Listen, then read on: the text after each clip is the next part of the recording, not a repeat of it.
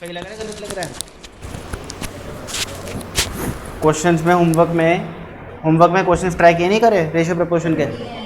वही पूछ रहा हूँ मुझे। आई होप आप लोगों ने क्वेश्चंस ट्राई किए होमवर्क में। चलो, तो हम लोगों ने चैप्टर शुरू किया था लास्ट क्लास में रेशियोज एंड प्रपोर्शन। जो कॉन्सेप्चुअली तो हमारा कंप्लीट हो गया था, हमने कॉन्सेप्ट सारे पढ़ लिए थे रेशियो प्रपोर्शन के, एंड हमने कुछ क्वेश्चंस भी ट्राई कर लिए थे। कितने ट्राई करे थे? एक भी नहीं किया?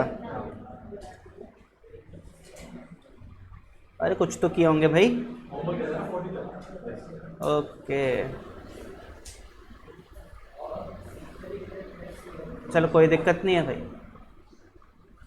नहीं करे तो कोई दिक्कत नहीं है, आज कर लेंगे। तो एक बार जल्दी से रिवाइज कर लें रेशियो प्रपोर्शन को। तो हम लोगों ने लास्ट क्लास में चैप्टर शुरू किया था रेशियो एंड प्रपोर्शन, जिसमें हमने देखा था कि रेशियोज जो होते हैं it is a comparison between two और more quantities of same kind. Same kind का सिंपल सा ये मतलब होता है कि उनका यूनिट ऑफ मेजरमेंट सेम होना चाहिए, ठीक है ना। अगर आपके पास दो क्वांटिटीज़ है केजीज में, ग्राम्स में, तो उनको आप कंपेयर नहीं कर सकते। आप ये नहीं बोल सकते कि 75 किलो और 70,000 ग्राम्स का रेशियो बना कर बता दो कि भाई इनका कंपैरिजन 75:70,000 है, ये गलत हो जाएगा। अगर आपको दो क्वांटिटीज़ को कंपेयर करना है तो they should be in same unit, ठीक है जी। फिर हमने क्या देखा था कि रेशियो जो है वो हमेशा एक्सप्रेस किया जाता है in lowest term and simplest form. Simplest form मतलब कि अगर कोई रेशियो डेसिमल्स में है तो उसको डेसिमल में ना शो करके हम इंटीजर्स में शो करें, और लोएस्ट टर्म्स यानी कि अगर कोई रेशियो आया 10:8 तो उसको हम 10:8 ना बोल करके 5:4 बोलें, ठीक है ना, लोएस्ट टर्म्स।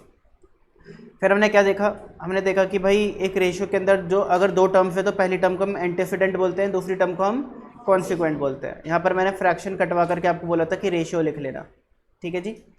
फिर हमने एक इंपॉर्टेंट फॉर्मूला देखा था कि अगर आपको एक ओल्ड क्वांटिटी गिवन है और आपको गिवन है कि किस रेशियो में चेंज आया है, रेशियो में क्या चेंज आया है, और आपको न्यू क्वांटिटी निकालनी है। एग्जांपल पे मैंने बोला था कि लेट से मेरा लॉकडाउन से पहले वेट 70 kg था और मेरा वेट 28:29 के रेशियो में बढ़ गया, 28:29 के रेशियो में बढ़ गया।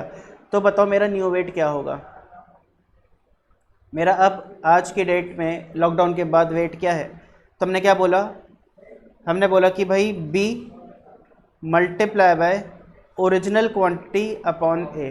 अगर ये रेशियो a:b है तो b multiply by original quantity upon a हमारी न्यू क्वांटिटी आ जाती है। और हमने ये भी देखा था ये ज़्यादा कुछ नहीं, यूनिटरी मेथड ही होता है, ठीक है ना। यूनिटरी मेथड ही होता है कि अगर 28 is equivalent to 70 kgs then 29 will be equivalent to x। आप इसको सॉल्व करोगे आपका यही सेम सिचुएशन बनेगी, ठीक है ना। तो 29 इंटू 70 डिवाइड बाई 28, आंसर आ गया 72.5 kg। याद आ गया आप लोगों को? हमने लास्ट क्लास में सीखा था। आगे बढ़ते हैं भाई। फिर रेशियोज में ये सब चीज़ें थी। रेशियो के अंदर एक था कि भाई कंपाउंडेड रेशियो क्या होता है। अगर आपके पास दो रेशियो है, एक है a:b और एक है c:d, तो इनका जो कंपाउंडेड रेशियो है वो क्या होगा? दोनों ही रेशियोज़ का जो फर्स्ट टर्म है वो मल्टीप्लाई कर दो, इफ टू दोनों ही रेशियोज़ का सेकंड टर्म मल्टीप्लाई कर दो, तो बन जाता है कंपाउंडेड रेशियो। फिर डुप्लीकेट रेशियो क्या होता है? अगर a:b एक रेशियो है, दोनों ही टर्म्स को स्क्वायर कर दो तो जो नया रेशियो आएगा वो होगा डुप्लीकेट रेशियो। और अगर आपका रेशियो a:b है, दोनों ही टर्म्स को क्यूब कर दो तो हो जाएगा ट्रिप्लीकेट रेशियो। अगर आपका रेशियो a:b है, दोनों ही टर्म्स को आप स्क्वायर रूट कर दो तो हो जाएगा सब डुप्लीकेट रेशियो। और अगर आपका रेशियो a:b है, दोनों ही टर्म्स को क्यूब रूट कर दो तो हो जाएगा सब ट्रिप्लीकेट रेशियो। तो आपका रेशियोज खत्म हो गया था। फिर हम लोगों ने क्या पढ़ा था? प्रपोर्शन। प्रपोर्शन कहाँ गए भाई? प्रपोर्शन तो रेस्ट इन पीस हो गए।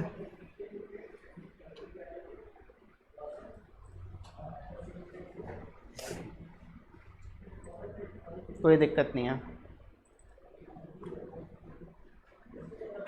ये रहा प्रपोर्शन। तो प्रपोर्शन के अंदर हम लोगों ने क्या देखा था कि equality of two ratios is called proportion. अगर एक रेशियो a:b है और एक रेशियो c:d है, अगर ये दोनों रेशियोज इक्वल हैं तो हम बोलेंगे दे आर इन प्रपोर्शन, ठीक है ना। हमने एक एग्जांपल के तौर पे लिया कि अगर एक रेशियो 2:7 है तो मैंने क्या किया? दोनों ही टर्म्स को लेट से 5 से मल्टीप्लाई कर दिया तो हो गया 10 और हो गया 35। तो ये दो रेशियोज इक्वल रेशियोज हैं तो हम बोलेंगे दे आर इन प्रपोर्शन। अगर प्रपोर्शन में है तो इनकी एक प्रॉपर्टी होती है क्या? Cross product rule. क्या बोलता है कि 2 और 35 का मल्टीप्लिकेशन जो है वो बराबर होगा 7 और 10 के मल्टीप्लिकेशन के बराबर, ठीक है ना। ये ऑलवेज सेटिस्फाई होगा अगर दो रेशियोज प्रपोर्शन में है तो, हमेशा, ठीक है जी। फिर हमने क्या देखा कि भाई अगर तीन नंबर्स A, B और C प्रपोर्शन में हैं तो इनको कैसे लिखा जाता है, A/B इक्वल टू B/C। और इसमें अगर हम क्रॉस प्रोडक्ट रूल लगाते हैं तो क्या निकल कर के आता है, B² equals to AC, B² equals to AC। तो अगर तीन टर्म्स प्रपोर्शन में हैं तो B² इक्वल टू AC होता है, और अगर चार टर्म्स प्रपोर्शन में है, ABCD अगर प्रपोर्शन में है तो क्या होता है, AD इक्वल्स टू BC होता है। यानी कि यहाँ पे क्या होता है, product of extremes is equal to product of means, product of extreme is equal to product of means. और यहाँ पे क्या होता है, B² इक्वल टू AC, ठीक है ना, क्लियर हो गया। तो हम B को क्या बोल सकते हैं, रूट ऑफ AC। फिर मैंने आपको बोला था कि अगर आपके पास दो नंबर्स है A और C और इनका आपको ज्योमेट्रिक मीन निकालना है तो कैसे निकालोगे, जितने भी नंबर से मल्टीप्लाई करो to the power 1 upon number of terms, दो टर्म्स है तो 2, यानी कि स्क्वायर रूट ऑफ AC। यानी कि अगर AC दो टर्म्स है, इनका ज्योमेट्रिक मीन क्या होगा, रूट ऑफ AC। B जो है ये क्या होता है, रूट ऑफ AC। तो हम बोल सकते हैं कि जो बीच वाला टर्म होता है कॉन्टिन्यूस प्रपोर्शन में क्या होता है, ज्योमेट्रिक मीन होता है ऑफ अदर टू टर्म्स। क्या होता है, ज्योमेट्रिक मीन होता है ऑफ अदर टू टर्म्स। याद आ गया आप लोगों को, ये सब हमने लास्ट क्लास में पढ़ा था। ओके फिर हमने क्या किया था, हमने प्रोपोर्शन की प्रॉपर्टीज़ पढ़ी थी, क्या, invertendo, alternendo, componendo, dividendo, componendo and dividendo. तो जो पहली 5 प्रॉपर्टीज़ थी ये क्या बोलती थी, ये बोलती थी कि अगर आपके पास एक प्रपोर्शन है, यानी कि दो रेशियोज अगर इक्वल है, क्या बोलेंगे, अगर एक प्रपोर्शन है और इसमें अगर आप पहले दूसरे टर्म को इन्वर्स कर दो, तीसरे चौथे टर्म को इन्वर्स कर दो, तो जो आपके पास नए दो रेशियोज आएंगे वो भी प्रपोर्शन में होंगे, वो भी प्रपोर्शन में होंगे। तो A/B का हमने कर दिया B/A और C/D का कर दिया D/C, तो ये भी प्रपोर्शन में होंगे, ठीक है ना। और इसके लिए हमने एक एग्जांपल भी लिया था कि लेट से एक रेशियो है 2:5 और दोनों ही टर्म्स को अगर मैं 3 से मल्टीप्लाई कर दूँ तो हो जाएगा 6, हो जाएगा 15। तो हम बोलेंगे दो रेशियोज इक्वल है, यानी कि ये प्रपोर्शन में है। तो अगर मैं पहला और दूसरा टर्म इन्वर्स कर दूं और तीसरा और चौथा टर्म इन्वर्स कर दूं, तो 2:5 को 5:2 कर दिया, 6:15 को 15:6 कर दिया, तो क्या ये भी प्रपोर्शन में है, आंसर इज यस, ये भी प्रपोर्शन में, ये दो रेशियोज भी इक्वल हैं। 5:2 और 15:6 एक ही बात होती है, कोई फर्क नहीं होता। ये हो गया था आपका इन्वर्टेंडो। ऑल्टरेंडो क्या था, कि अगर मैं पहला और तीसरा और दूसरा और चौथा टर्म का रेशियो बनाऊं, यानी पहला टर्म अगर 2 है तो तीसरा टर्म क्या है, 6, और अगर दूसरा टर्म 5 है तो चौथा टर्म क्या है, 15। तो ये भी जो नया रेशियो आपके पास दो रेशियोज आएंगे ये भी प्रपोर्शन में होंगे। तो 2:6 और 5:15 एक ही बात होती है। आप 2 1 2 3 से कर लो और 5 1 5 3 से कर लो, दोनों रेशियोज इक्वल ही हैं। ये क्या था, इन्वर्टेंडो, ऑल्टरेंडो सॉरी। फिर कॉम्पोनेंडो क्या बोलते हैं, कि अगर अब जो आपका रेशियो है 2:5 इक्वल टू 6:15, दो रेशियोज इक्वल है तो प्रपोर्शन में है, तो क्या बोलता है कि पहले रेशियो के पहले दो टर्म्स को ऐड करो अपॉन सेकेंड टर्म और दूसरे रेशियो को दोनों टर्म्स को ऐड करो अपॉन सेकेंड टर्म। अब जो आपके पास दो नए रेशियोज आएंगे क्या आएगा, 7:5 और 21:15, ये भी प्रपोर्शन में होंगे। दिख रहा है प्रपोर्शन है, ठीक है ना। फिर डिविडेंडो क्या था, कि अगर आप पहला टर्म माइनस दूसरा टर्म अपॉन दूसरा टर्म करो और तीसरा टर्म माइनस चौथा टर्म अपॉन चौथा टर्म करो, आपका ये मेन रेशियो है जिसके साथ मैं सारे काम कर रहा हूँ, ठीक है ना। तो अब जो आपके दो रेशियोज आएंगे ये दोनों रेशियोज भी प्रपोर्शन में होंगे। तो -3:5 क्या -9:15 के बराबर होता है, आंसर इज यस होता है। फिर कॉम्पोनेंडो एंड डिविडेंडो क्या बोलता है, कि अगर आप पहले रेशियो का पहला और दूसरा टर्म ऐड करो और पहला और दूसरा टर्म माइनस करो और दूसरे रेशियो का पहला और दूसरा टर्म ऐड करो और पहला और दूसरा टर्म माइनस करो, तो आपके पास जो दो नए रेशियोज आते हैं ये भी प्रपोर्शन में आता है। तो दो नए रेशियोज क्या आ गए, 7:3 पहला और 21:9 दूसरा, ये भी किस में है, प्रपोर्शन में है। 3 और 7, 3 3 3 7 21, तो 7:3 और 7:3 हो गया प्रपोर्शन। तो ये था आपके invertendo, alternendo, componendo, dividendo and componendo and dividendo, ठीक है ना, जो कि ये सारी चीज़ें सेम चीज़ें यहाँ पे लिखी गई हैं, ठीक है। फिर एडेंडो और सब्ट्राहेंडो क्या बोलता है, कि अगर आपके पास दो रेशियोज हैं और वो इक्वल हैं, यानी कि आपके पास एक प्रपोर्शन अवेलेबल है, तो इस प्रपोर्शन में अगर मैं पहला और तीसरा टर्म ऐड कर दूँ, एक रेशियो का पहला टर्म बना दो इन दोनों को ऐड करके, यानी इन दोनों को ऐड करके एक टर्म बना दिया मैंने, और बी और डी को ऐड करके मैंने एक टर्म बना दिया। अब आपके पास एक नया रेशियो आ गया। ये वाला जो नया रेशियो है ये पुराने वाले रेशियो के बराबर होगा, ठीक है ना। ये भी हम ट्राई कर लेते हैं। जैसे कि आपके पास मेन रेशियो था ये, अब इसमें मैं पहला और तीसरा टर्म ऐड कर रहा हूँ और दूसरा और आखिरी टर्म ऐड कर रहा हूँ, तो ये रेशियो क्या बन जाएगा 8:20। क्या 8:20 2:5 के बराबर होता है? यस। 4 2 ज़ा 4 5 ज़ा। क्या 8:20 6:15 के बराबर होता है? Answer is yes. यानी कि ये तीनों प्रपोर्शन में है, बोल सकते हैं, ठीक है ना। तो ये जो प्रॉपर्टी है, सिक्स्थ प्रॉपर्टी एडेंडो, ये क्या बोलती है कि अगर आपके पास एक प्रपोर्शन है यानी कि दो रेशियोज हैं और दोनों इक्वल हैं, तो आप पहला और तीसरा टर्म ऐड करके और दूसरा और चौथा टर्म ऐड करके एक नया रेशियो बना सकते हो, और ये नया रेशियो पुराने वाले दोनों रेशियोज के बराबर होगा, ठीक है ना। यहाँ पर आपका कुछ प्रपोर्शन में नहीं है, याद रखना, यहाँ पे कोई प्रपोर्शन नहीं है। प्रपोर्शन या क्या होता है? Equality of two ratios. अभी इक्वल टू का साइन है यानी कि प्रपोर्शन की प्रॉपर्टीज़ है, बट यहाँ पर आपको कोई इक्वल टू का साइन नहीं दिख रहा, यहाँ पे आपको सिर्फ रेशियोज दिख रहे हैं। तो ये रेशियोज जो है नए वाले रेशियोज ये पुराने वाले रेशियो के बराबर होंगे। और सबट्राहेंडो भी सेम चीज़ बोलता है कि पहला और तीसरा टर्म अगर माइनस कर दिया जाए और दूसरा और आखिरी टर्म अगर माइनस कर दिया जाए, तो जो नया रेशियो निकल करके आएगा वो पुराने वाले दोनों रेशियोज के बराबर होगा, ठीक है जी। याद आ गई बातें, ठीक है। अब हम क्वेश्चंस कर लेते हैं, रिवीजन तो हो गया। आओ जी। Ratio exist only between quantities of same kind, very good. A ratio is a unit term number function. Ratio एक यूनिट है, एक टर्म है, एक नंबर है, एक फंक्शन है।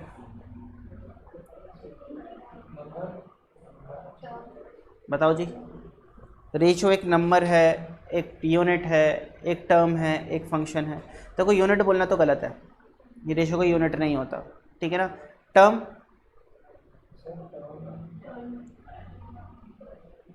टर्म है क्या? नहीं है। क्यों नहीं है? टर्म क्या होता है? टर्म क्या चीज़ होती है? अच्छा, नंबर क्यों है ये बताओ। अगर आप बोलते हो नंबर है तो नंबर क्यों है?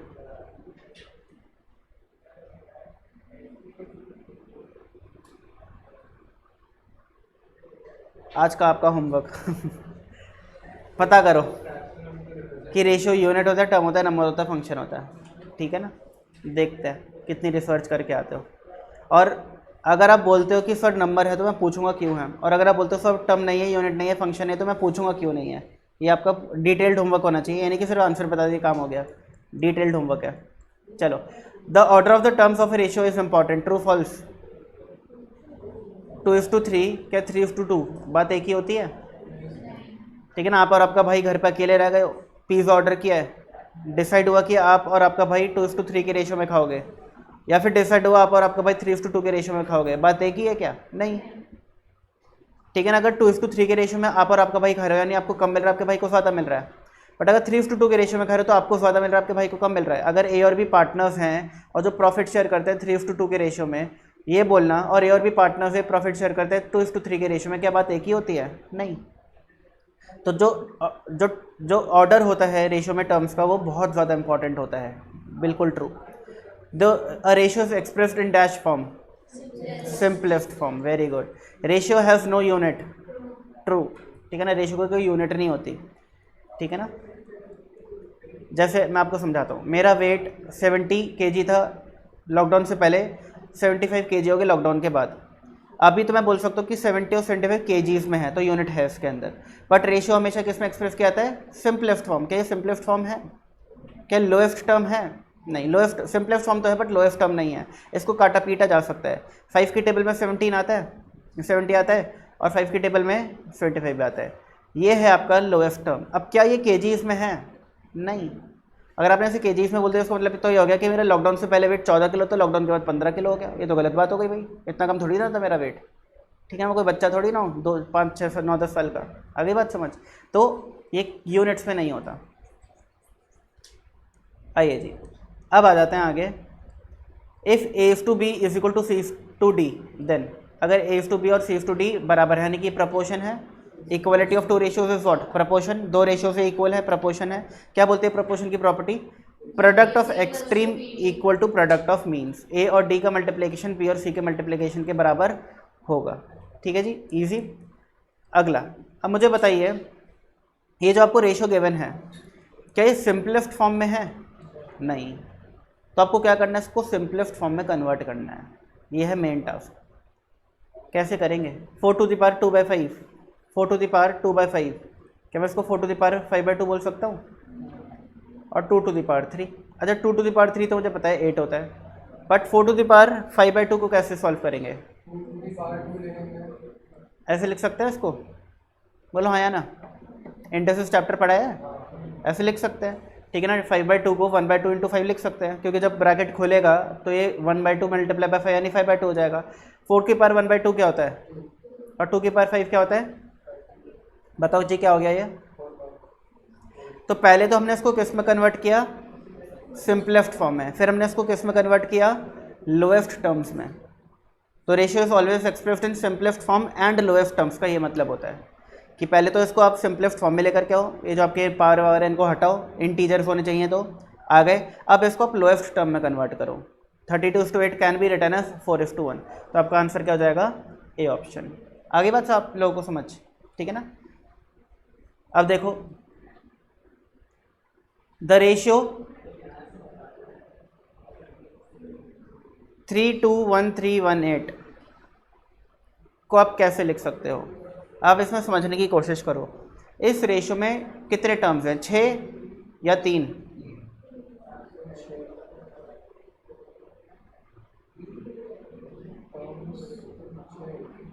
बताओ जी, 3 टर्म्स हैं, 6 टर्म्स हैं? ये समझना ज़रूरी है, आपको समझना ज़रूरी है कि रेशियो यहाँ पर है, यानी कि ये पहला टर्म है, ये दूसरा टर्म है, तीसरा टर्म है। अब जो पहला टर्म है वो एक फ्रैक्शन है, पहला टर्म एक फ्रैक्शन है, दूसरा टर्म भी एक फ्रैक्शन है, और तीसरा टर्म भी एक फ्रैक्शन है। इंटीजर्स नहीं है ये, तो आपको सबसे पहले तो इन फ्रैक्शन फॉर्म को इंटीजर फॉर्म में कन्वर्ट करना है। उसको हम क्या बोलते हैं? Simplest form. और जब सिंपलेस्ट फॉर्म में आ जाएगा फिर देखना है कि लोएस्ट टर्म में क्या होगा, और वो आपका आंसर होगा। कैसे करें? अब लास्ट क्लास में मैंने आपको एक चीज़ नहीं पढ़ाई थी और मैंने बोला था कि अगली क्लास में पढ़ाऊंगा जब क्वेश्चन आएगा, और वो चीज़ पता है क्या है?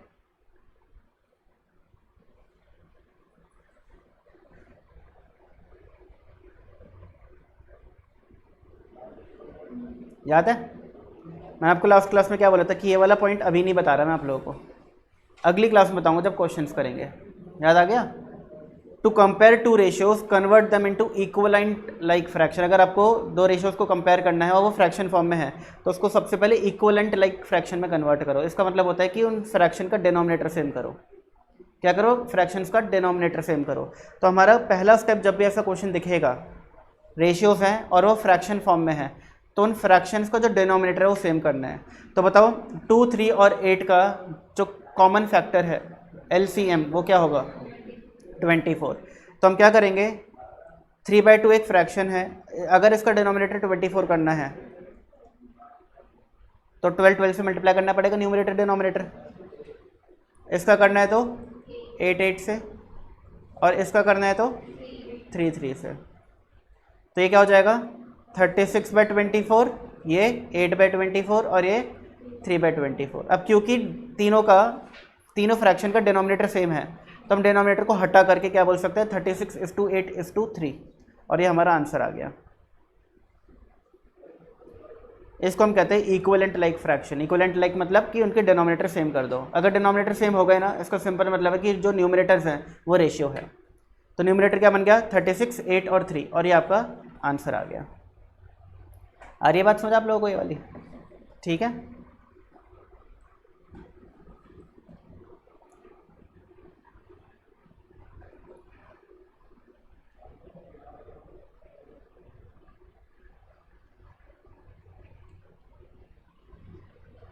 आगे बढ़ जाए। नोट डाउन हो गया सब लोगों का? चलो अब आते हैं हम एक इम्पॉर्टेंट क्वेश्चन के ऊपर जो कई बार आता है और आप लोगों को सॉल्व करने में दिक्कत होती है।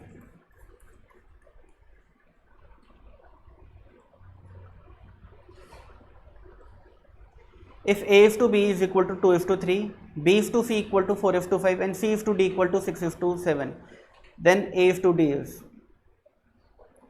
क्या मैं बोल दूँ कि A/D 2:7 होगा? नहीं, क्यों?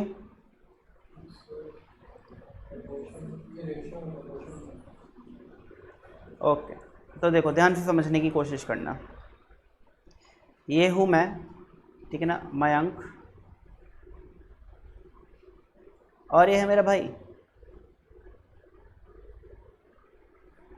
ठीक है ना। अक्षय, मेरे भाई का नाम अक्षय है।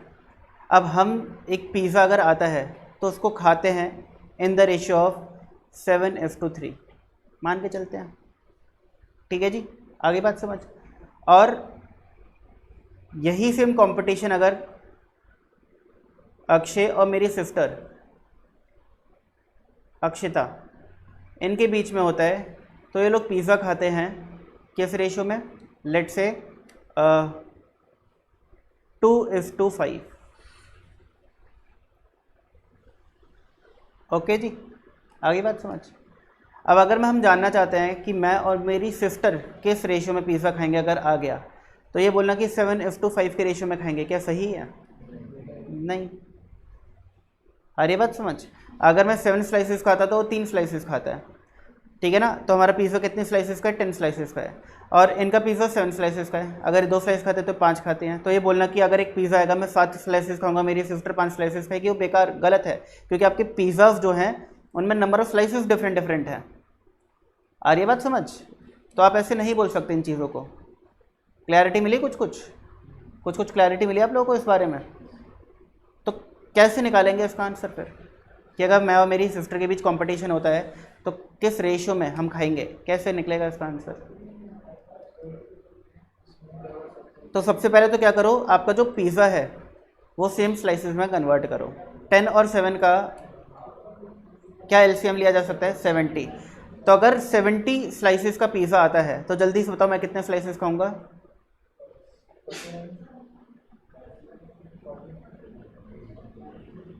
और मेरा भाई 21। अगर 70 स्लाइसेस का पिज़्ज़ा आता है तो 70 मल्टीप्लाई बाय 7/10 और 70 मल्टीप्लाई बाय 3/10, ऐसे खाएंगे पिज़्ज़ा। कितना जाएगा? 49 और 21। और यहाँ पर अगर 70 स्लाइसेस का पिज़्ज़ा आता है तो मेरा भाई कितना खाएगा? 20। और सिस्टर 50। अब अगर 70 स्लाइसेस का पिज़्ज़ा आता है तो मैं कितने पीसेस खा रहा हूँ? 49, मेरा भाई 21, ठीक है ना। यहाँ पर कुछ गलत कर दिया क्या हमने? नहीं, ठीक है, कुछ तो गलत है। क्या गलत कर दिया भाई?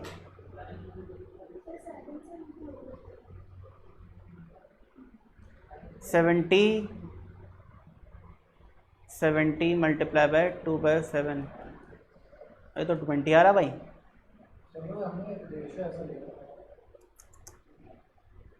चलो कोई दिक्कत नहीं है। अगर 70 स्लाइसेस का पिज़्ज़ा आता है तो मेरा भाई और जो सिस्टर है वो खाते हैं 20 और 50 स्लाइसेस।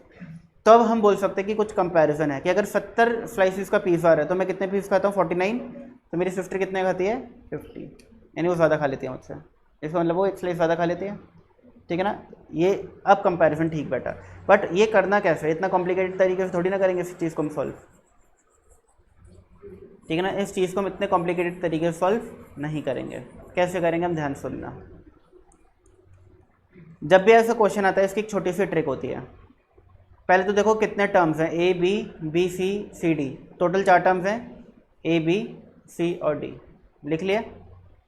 अब पहला रेशियो क्या है? 2:3, और वो A/B का है, तो ए और बी के नीचे 2:3 लिखा। फिर बी और सी का 4:5 है, 4:5। और सी और डी के नीचे क्या है? 6:7। अब आपको कुछ ब्लैंक स्पेसेस दिख रही हैं, जैसे कि यहाँ पर, यहाँ पर, यहाँ पर, यहाँ पर, यहाँ पर और यहाँ पर, दिख रही हैं। हमें इन ब्लैंक स्पेसेस को फिल करना है। फिल करने का सिर्फ एक ही तरीका है कि इन ब्लैंक स्पेसेस का जो भी पड़ोसी नंबर है वो यहाँ पर आ जाएगा। तो बताओ इस ब्लैंक स्पेस का पड़ोसी नंबर 3 है, 3 आ गया। अब इस ब्लैंक स्पेस का पड़ोसी नंबर 3 है, 3 आ गया। इस ब्लैंक स्पेस का पड़ोसी नंबर 5 है और इसका 4 है, इसका 6 है और अब इसका भी 6 है। ये बात समझ आ गई आप लोगों को? ठीक है ना, क्या करना है, ठीक है ना, ब्लैंक स्पेसेस को फिल करना है। अब क्या करेंगे? ऐड कर दो, 2 + 4 6, 6 + 6 12, 3 + 4 7 + 6 3 + 5 8 + 6 3 + 5 8 + 7। क्या आपका आंसर आ गया? नहीं। 12:15 ऑप्शन ही नहीं है, ठीक है ना। तो आपको इस स्टेप के बाद क्या करना होता है, मल्टीप्लाई करना होता है हर एक टर्म को। ध्यान सुनो, 2 4 ज़ा 8, 8 6 ज़ा 48, 3 4 ज़ा 12, 12 6 ज़ा 72, 3 5 ज़ा 15, 15 6 ज़ा 90 और 3 5 ज़ा 15, 15 7 ज़ा कितना होता है? 105। ठीक है, 105। अब A:D का रेशियो आ गया 48:105। क्या ये लोएस्ट टर्म्स में है? कैसे करेंगे? 3 की टेबल, ठीक है ना। 3 16 और 3 35। क्या ये लोएस्ट टर्म में है? आ गया आंसर। आप लोगों, मैंने पूछा क्या करना है, आप लोगों ने बोला ऐड, तो मैंने ऐड कर दिया, बट ऐड करने की ज़रूरत नहीं होती। देखो हम लोगों को क्या करना होता है, समझाने की कोशिश करता हूँ मैं आपको प्रैक्टिकल तरीके से। अगर A:B जो है वो 2:3 है, B:C जो है वो 4:5 है और C:D जो है वो 6:7 है। तो सबसे पहले हमें क्या करना है, पहले और दूसरे जो रेशियोज़ हैं यानी ये वाला और ये वाला, इनका जो कॉमन टर्म है उसको सेम करना है। कॉमन टर्म क्या है? B। तो B को सेम करने के लिए क्या करेंगे बताइए? इन दोनों टर्म्स को 4 4 से मल्टीप्लाई और इन दोनों टर्म्स को 3 3 से मल्टीप्लाई। तो बताइए क्या हो जाएगा? 8 और 12, और ये क्या हो जाएगा? 12 और 15। ठीक है जी। अब आपको अगला स्टेप क्या करना है, ये वाला रेशियो और ये वाले रेशियो में कौन सा टर्म कॉमन है? C। इन दोनों की C's को इक्वल करना है। अब इसका C कितना है? 6 और इसका कितना है? 15। तो एक तो तरीका होता है दोनों C's को इक्वल करने का कि 30 कर सकते हैं, ये भी 30 हो सकता है, ये भी 30 हो सकता है। बट जैसे आपने इसको 30 करने की कोशिश करी, इसका B चेंज हो जाएगा और B चेंज हो गया तो दोबारा B हमें सेम करना पड़ जाएगा भाई, मुश्किल हो जाएगा। तो हम क्या करते हैं, हम बोलते हैं कि काम करते हैं, हम 6 को एक ऐसे नंबर से मल्टीप्लाई करते हैं कि 15 आ जाए, और वो नंबर क्या है? 2.5। तो 6 मल्टीप्लाई बाय 2.5 15 आ गया, और 7 मल्टीप्लाई बाय 2.5 कितना होता है जल्दी बताओ? 14 + 3.5 17.5 आ गया। अब देखो यहाँ पे B और B सेम हो गया, C और C सेम हो गया। अब हम बोल सकते हैं कि A और D कंपैरेबल हैं, यानी कि 8:17.5 आपका आंसर आ गया। बट अगेन रेशियो हमेशा सिंपलेस्ट फॉर्म में होना चाहिए, मल्टीप्लाइंग बोथ टर्म्स बाय 2। आ गया आंसर?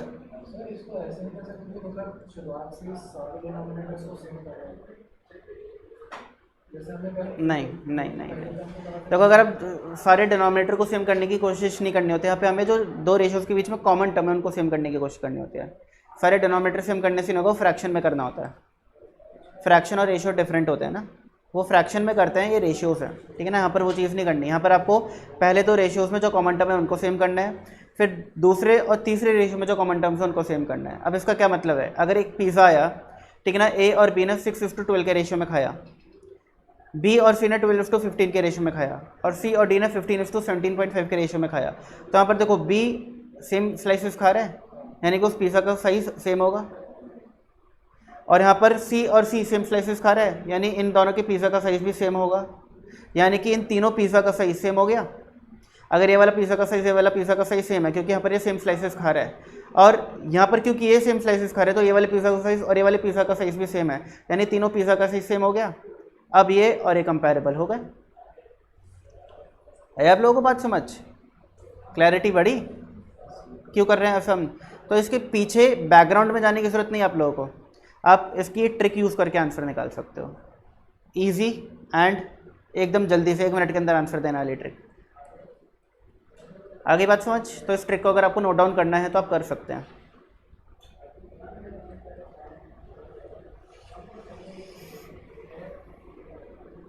ट्रिक बहुत इजी है, जितने भी टर्म्स हैं टोटल वो लिखो, क्योंकि इस क्वेश्चन के अंदर 4 टर्म्स हैं, A B C D लिख दिए।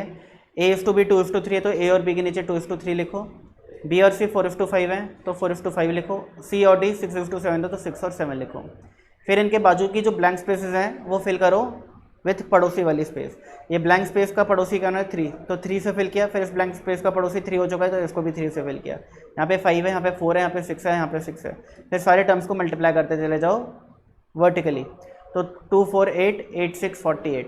और फिर आपको देखना है कि रेशियो निकालना अगर A:D का, तो ये आपका आंसर आ गया। अगर आपको आंसर निकालना होता है, देखो 9th क्वेश्चन और 10th क्वेश्चन में कोई डिफरेंस है? AB 2 3 AB 2 3, BC 4 5 BC 4 5, CD 6 7 CD 6 7। But यहाँ पे आपको ABCD निकालना है, तो बताओ हमारा आंसर क्या आएगा? 48:72:90:105। बट क्या ये लोएस्ट टर्म में है? Answer is no.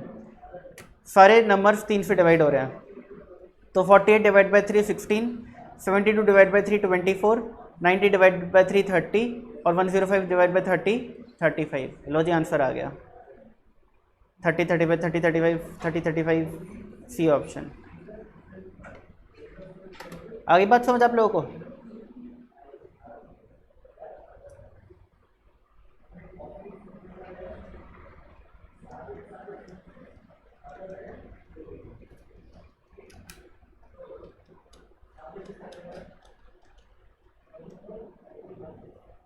हाँ जी आगे बढ़े। देखो भाई 10th क्वेश्चन क्या है? If equal to B/2 equal to C/5 then ABC is। इसका सिंपल सा आंसर है A, B और C के डिनोमिनेटर में जो जो नंबर्स लिखे हैं वही रेशियो है। A के नीचे क्या लिखा है बताइए? B के नीचे 2 और C के नीचे 5, तो आंसर क्या जाएगा? 1:2:5। एकदम ईजी, ठीक है ना। आप बोलोगे सर ऐसा कैसे हुआ, तो उसका मैं आपको एक्सप्लेनेशन देता हूँ। A is equal to B/2 is equal to C/5, यही है क्वेश्चन, ठीक है ना। ये 3 नंबर सेम है और आपको A:B:C निकालना है, तो हम क्या बोलते हैं? Let A equal to B/2 equal to C/5 equal to K। कोई दिक्कत? तो मुझे बताओ A क्या हो जाएगा? K के बराबर, B क्या हो जाएगा? 2K और C क्या हो जाएगा? 5K। तो A:B:C क्या हो जाएगा? हमने क्या पढ़ा था कि अगर रेशियो के तीनों ही टर्म को किसी भी एक नंबर से मल्टीप्लाई डिवाइड करो तो इट रिमेन सेम। तो dividing all 3 terms by K, तो बचेगा क्या? आई बात समझ आप लोगों को? तो आपको ये सब करने की ज़रूरत है क्या? नहीं। आपको मैंने सिंपल सी ट्रिक बता दी कि भाई अगर नंबर कोई भी वेरिएबल्स उनके नीचे जो भी नंबर्स लिखे, उनके नीचे जो नंबर्स लिखे हैं वही उनका रेशियो बन जाता है। तो A:B:C क्या हो जाएगा? 1:2:5 हो जाएगा। ईजी, ठीक है ना, बहुत ईजी है टेक्निक। 11th हो गया, 12th। अब देखो क्या लिखा है? If 1/x is to 1/6 equals to 25/6 is to 1/x then x is equal to. अब बताओ दो रेशियोज हैं, दोनों इक्वल हैं, क्या प्रपोर्शन का क्वेश्चन है? Equality of 2 ratios is called proportion. Proportion की प्रॉपर्टी क्या होती है जल्दी बताइए? Product of extreme equals to product of means. बोलो हाँ या ना? तो 1/x² क्या हो जाएगा बताइए? 25/36। तो 1/x का होल स्क्वायर क्या हो जाएगा बताइए? 5/6 का होल स्क्वायर। स्क्वायर स्क्वायर गया तो x कितना जाएगा? अगर 1/x 5/6 है तो x क्या होगा? 6/5 होगा। क्रॉस मल्टीप्लाई करके देख लो, कोई दिक्कत नहीं है, ठीक है जी। तो यहाँ पर बेसिकली ऑप्शन मिसप्रिंट है थोड़ा, ये रेशियो फॉर्म में दे दिए हैं, ये फ्रैक्शन फॉर्म में होने चाहिए थे, तो इसको ठीक कर लेना। एक है 5/6, एक है 6/5, एक है 5/1, एक है 1/5, तो आपका आंसर 6/5 आ जाएगा। इजी, आगे बढ़ रहे हैं हम लोग। कोई भी डाउट हो तुरंत पूछना विदाउट एनी डिले।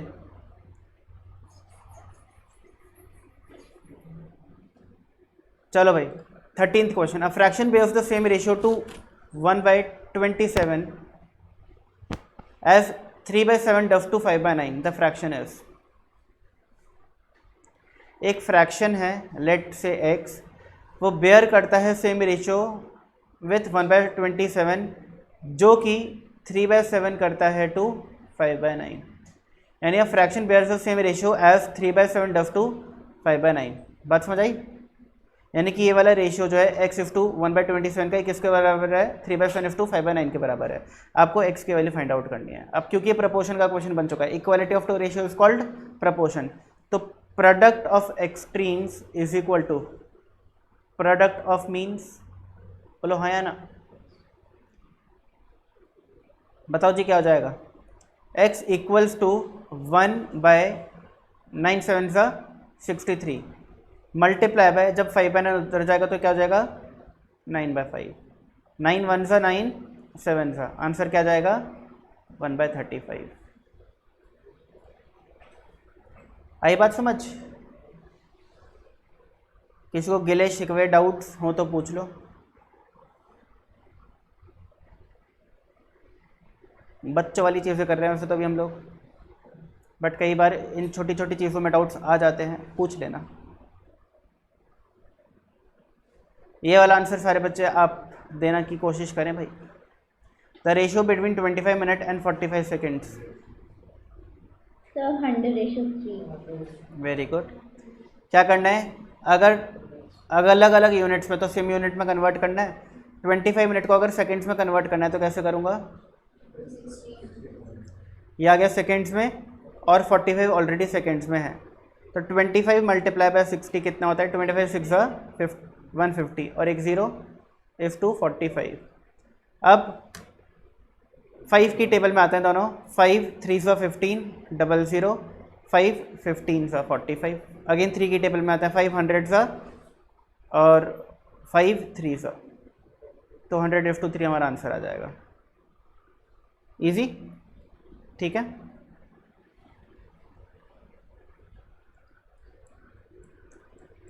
बताओ which of the following ratio is greatest. बताओ 1:2 और 2:3 में क्या ज़्यादा बड़ा है।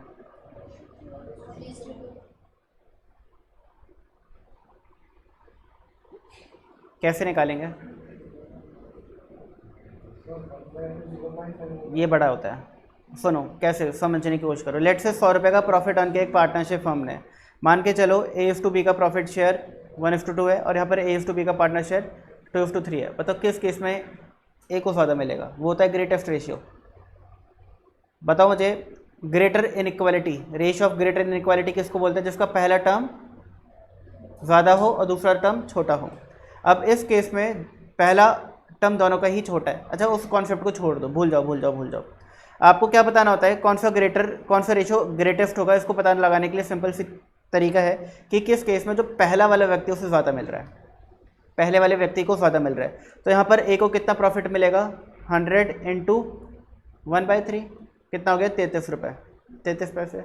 और यहाँ पर A को कितना मिलेगा 100 मल्टीप्लाई बाय 2/5 यानी कि 40। बताओ किस केस में A को ज़्यादा मिल रहा है, दूसरे केस में। तो कौन सा रेशियो ग्रेटर हो गया 2:3। बट यहाँ पर क्या करेंगे, अब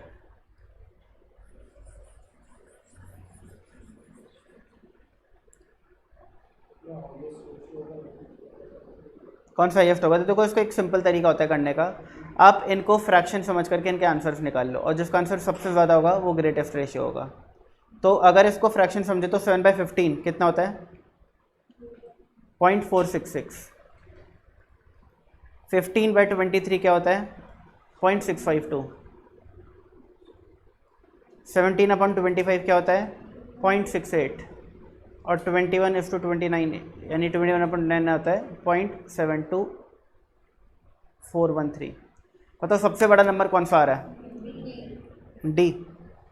तो डी आंसर सही हो गया, ठीक है ना। 0.46 से बड़ा है 0.65, 0.65 से बड़ा है 0.68 और 0.68 से बड़ा है 0.72। तो जो भी आंसर सबसे बड़ा है वही सही है। इसमें किसको सबसे ज़्यादा मिला है, इसमें मिला है ना, हाँ वही वही, ठीक है ना। तो जिस भी केस में पहले वाले व्यक्ति को, पहले वाले टर्म को सबसे ज़्यादा मिल रहा होगा वो सबसे बड़ा रेशियो होगा। हाँ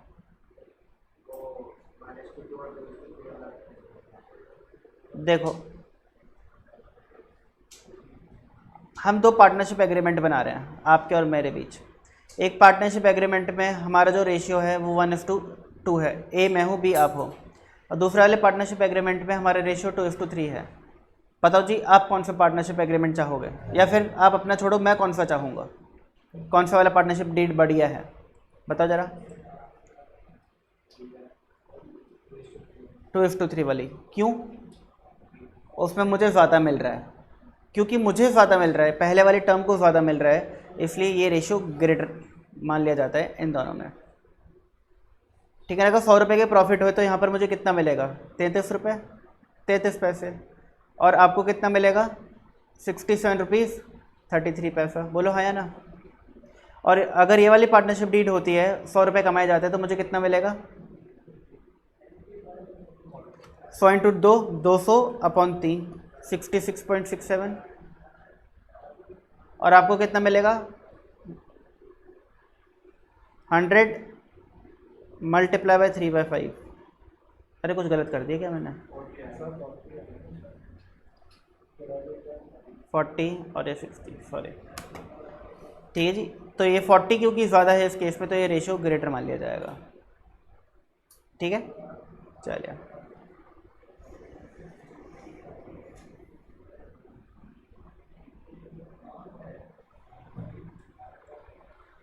इजी क्वेश्चन आ गए। The inverse ratio of 11:15 is 15:11। Very easy, inverse बताइए। The ratio of two quantities is 3:4। The if antecedent is 15 the consequent is. Antecedent यानी कि पहला टर्म अगर 15 है तो बताओ दूसरा टर्म क्या होगा। ठीक है ना, इसको समझने की कोशिश करते हैं। अगर मेरा वेट 70:75 के रेशियो में चेंज हो गया तो इसका रेशियो कितना निकल करके आता है? 14:15। अब अगर मैं आपको बोल दूं कि भाई ratio of my weight is 14:15, अगर 70 जो है वो एंटीसीडेंट है तो बताओ कॉन्सिक्वेंट क्या होगा। ठीक है ना, तो कैसे निकालोगे? आप बोलोगे कि sir let consequent be x, तो 70:x इक्वल्स टू 14:15। अब मुझे क्या करना है? इक्वल टू का साइन है, ठीक है ना, तो क्रॉस मल्टीप्लाई करके कर लो। ठीक है ना। दूसरा तरीका क्या है कि जो दिया हुआ है 70 दिया हुआ है विच इज पहला टर्म, तो दोनों ही रेशियोज के पहले टर्म सेम कर लो। तो अगर ये 70 है तो उसको 70 कैसे किया जा सकता है? 5 से मल्टीप्लाई करके। तो multiplying first and second term by 5 कितना हो जाएगा? ये 70/75। तो 70 के बराबर आ गया, तो x किसके बराबर आ गया? 75।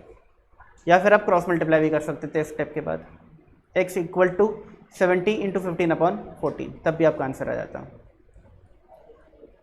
The ratio of two quantities is 5:7। If the consequent, ठीक है ना, of its inverse ratio is 5, the antecedent is 7। देखो एक रेशियो है, दो क्वांटिटीज का रेशियो है ये। अब क्या बोल रहे हैं? Consequent of its inverse ratio, इसका इनवर्स रेशियो क्या होगा? ये। और इसमें कॉन्सिक्वेंट क्या है? 5।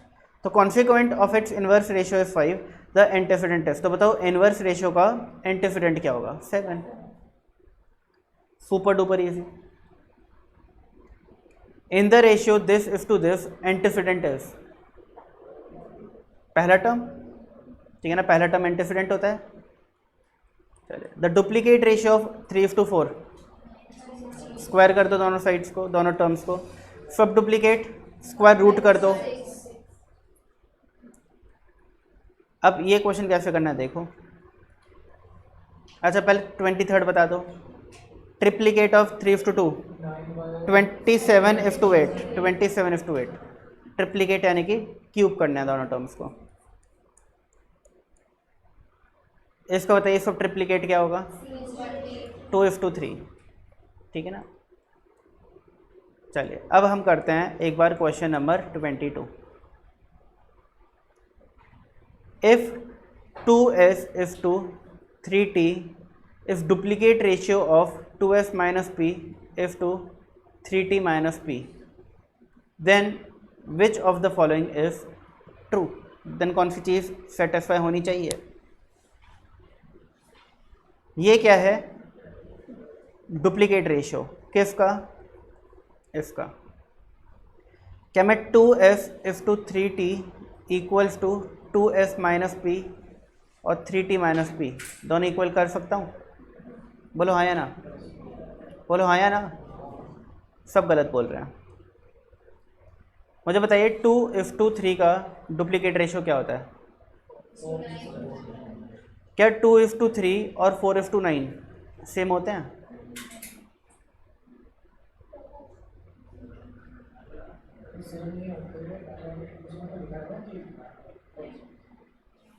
क्या 2:3 4:9 सेम होते हैं? नहीं। ठीक है ना। 4:9 का लोएस्ट फॉर्म क्या है? 4:9, यानी ये रेशियो 4:9 है, ये रेशियो 2:3 है। ये सेम कहाँ से है भाई? कहीं से कहीं तक सेम नहीं है, दोनों अलग अलग रेशियोज हैं। आ रही है बात समझ आप लोगों को? तो अगर एक रेशियो है और उस पर एक डुप्लीकेट रेशियो है, ये कभी सेम नहीं होते।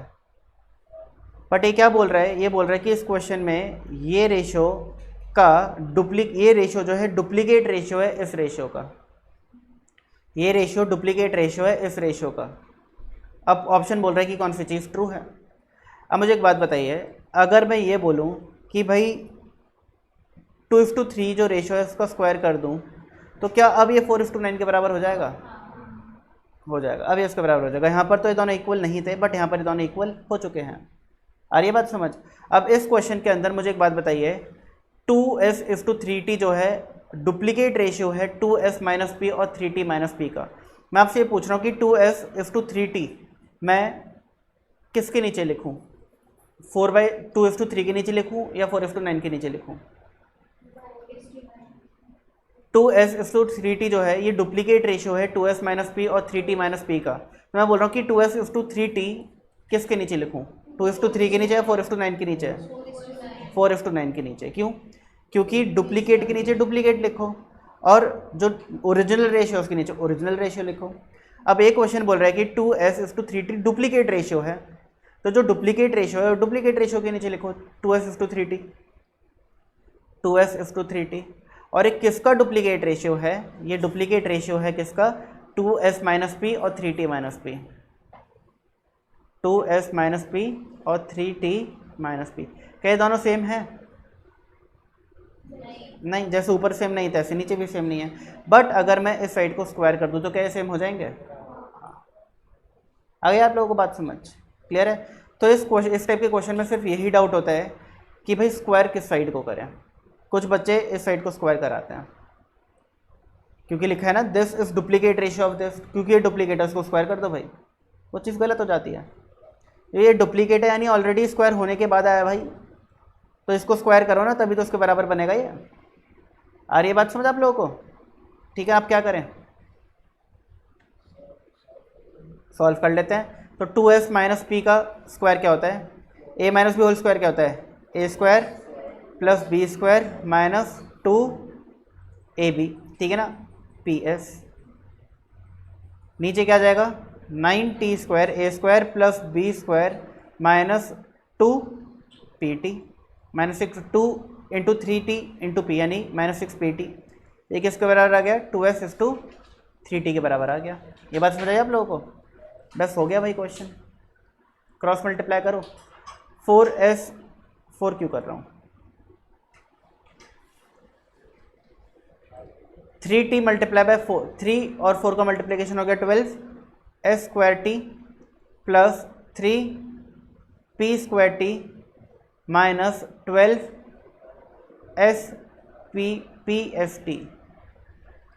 pst किसके बराबर होगा? 2 9 18 st² plus 2 p² minus 12 spt। मतलब कोई डाउट है यहाँ पर? देखो 4 और 3 मल्टीप्लाई हुआ 12 आया, s² एज इट इज आ गया। फिर 3t और p² मल्टीप्लाई हुआ तो प्लस 3p² आ गया। फिर -4 और 3 मल्टीप्लाई हुआ -12 आ गया, और ps और t तो ps और t यहाँ पर आ गया।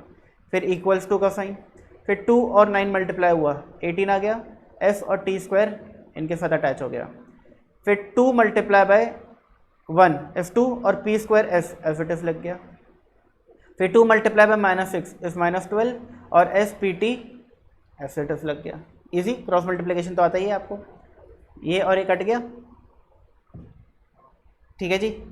अब क्वेश्चन के ऑप्शन देखो, आपको दिख रहा है कि इक्वल टू के लेफ्ट हैंड साइड क्या है, पी है, दिख रहा है। यानी कि हमें इस क्वेश्चन को अब पी के फॉर्मेट में लेकर के आना है, पी के टर्म्स में लेकर के आना है। तो मैं क्या करूँगा, सारे पी वाले टर्म्स एक साइड रख लूँगा। तो 3p² t और ये रहा एक p माइनस 2p² s, और बाकी के जो नॉन पी वाले टर्म्स है उधर ले जाओ। तो 18st² माइनस 12s² t। ये वाली बात समझ आई आप लोगों को। ऑप्शन देखा वो p के टर्म्स में है, तो मैंने क्या सोचा कि p एक साइड ले जाओ और नॉन p एक साइड ले जाओ और फिर p कॉमन ले लो। क्या जाएगा 3t माइनस 2s, और यहाँ पे क्या कॉमन आएगा 6st,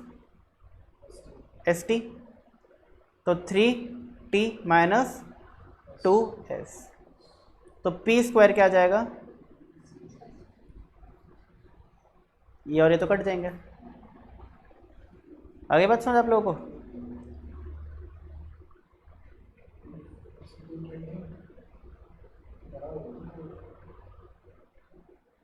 अभी तो ऐसे करूं, इसकी ट्रिक है बट वो भी टाइम लेती है, इससे कम लेती है बट टाइम लेती है।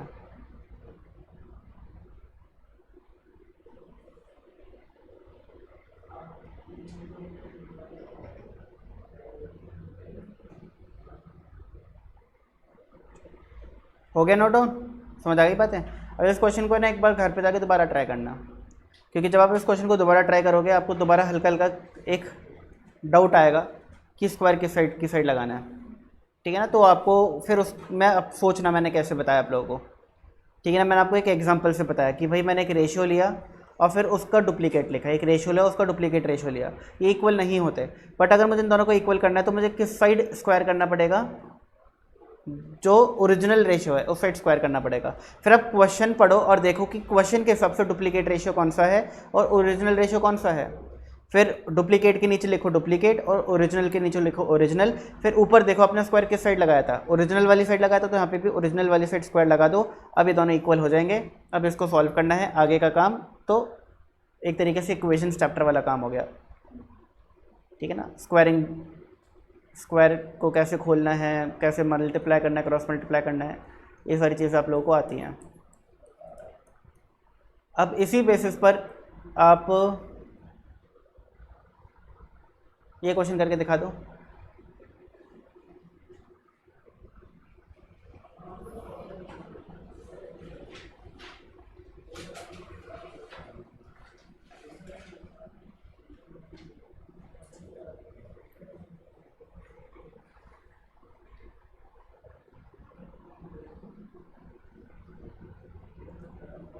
अभी तक जो मैंने लिखा है स्क्रीन पर, क्या वो सही लिखा है गलत लिखा है? गलत है। तो मुझे पता है ट्रिप्लिकेट की बात करें, यानी कि इसी एक साइड मुझे क्यूब करना है। कौन सी साइड करूं? Very good.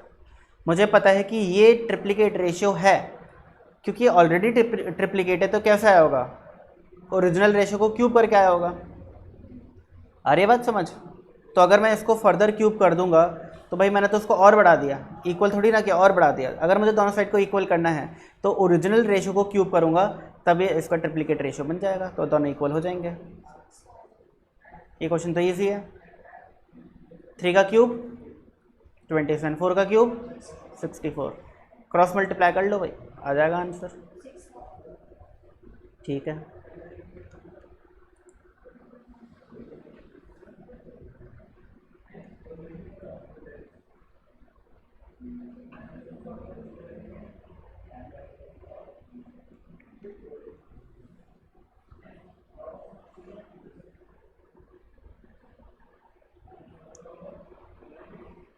(256 minus 243) is 13x equals to 270 minus 192, 78।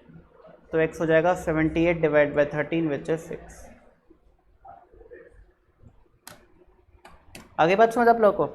अब इस टाइप का क्वेश्चन एग्जाम में एक बार को पूछा जा सकता है, क्योंकि 1 मिनट के अंदर हो जाते हैं क्वेश्चन, बट वो क्वेश्चन है ना 1 नंबर के हिसाब से है नहीं, सच बताऊँ तो इस क्वेश्चन के एग्जाम में आने के चांसेस थोड़े रेयर हो जाते हैं। क्योंकि एक नंबर के हिसाब से क्यों नहीं है, क्योंकि इसमें ट्रिक यूज़ करो तब भी ये क्वेश्चन 1 मिनट में करना मुश्किल हो जाता है, ठीक है ना। बट ये क्वेश्चन सेम कॉन्सेप्ट का है और 1 मिनट के अंदर हो जाता है। चलिए 26 क्वेश्चन देखिए क्या लिखा है। The ratio compounded of the duplicate ratio of √5 to √6 and triplicate ratio of 3:5 is. क्या बोलना चाह रहा है क्वेश्चन, जल्दी से बताइए। हमें निकालना क्या है क्वेश्चन के अंदर।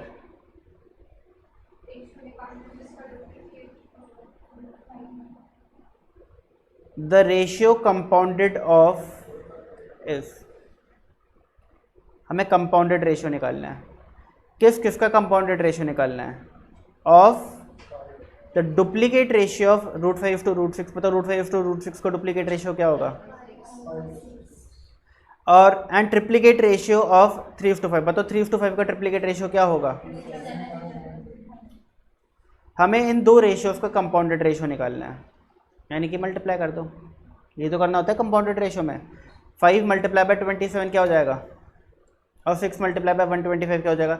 एक काम करते हैं ना, इसको सिंप्लीफाई करते हैं पहले। 3 2 3 9 फिर कुछ और हो रहा है क्या? 5 1 5 5 525 सॉरी, तो 9 is to 50, ये आपका आंसर आ जाएगा। तो जब भी ऐसा क्वेश्चन आया था रेशियो कंपाउंडेड ऑफ, तो आपको क्या करना है, कंपाउंडेड रेशियो निकालना है। किस किस का निकालना है? तो पहला जो रेशियो रहेगा कंपाउंडेड रेशियो निकालने के लिए वो होगा डुप्लीकेट ऑफ √5 to √6, लिख लिया। और जो दूसरा रेशियो रहेगा कंपाउंडेड रेशियो निकालने के लिए वो होगा ट्रिप्लीकेट ऑफ 3:5, लिख लिया। Triplicate of 3:5, duplicate of √5 to √6, और इन दोनों को मल्टीप्लाई कर दिया, आपका कंपाउंडेड रेशियो आ गया। जैसे अगर आपका एक रेशियो A:B है और एक रेशियो C:D है, तो मैंने क्या बोला, कंपाउंडेड रेशियो कैसे निकालते हैं? तो ना ही रेशियो के पहले टर्म्स मल्टीप्लाई कर दो और दूसरे टर्म्स मल्टीप्लाई कर दो, आ जाता है। तो मैं इसको ऐसे भी तो बोल सकता हूँ कि इन दोनों में कोई फ़र्क है? बताओ ज़रा, इसमें और इसमें एक ही चीज़ है ना, ठीक है ना।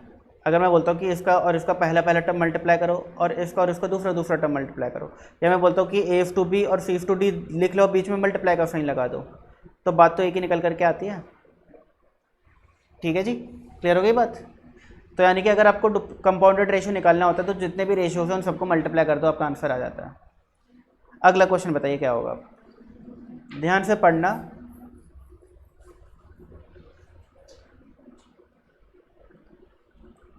आपको अगेन कंपाउंडेड रेशियो निकालना है। किस किस का निकालना है बताइए। कंपाउंडेड रेशियो निकालने के लिए जो पहला रेशियो वो क्या है? कंपाउंडेड रेशियो निकालने के लिए पहला रेशियो क्या है?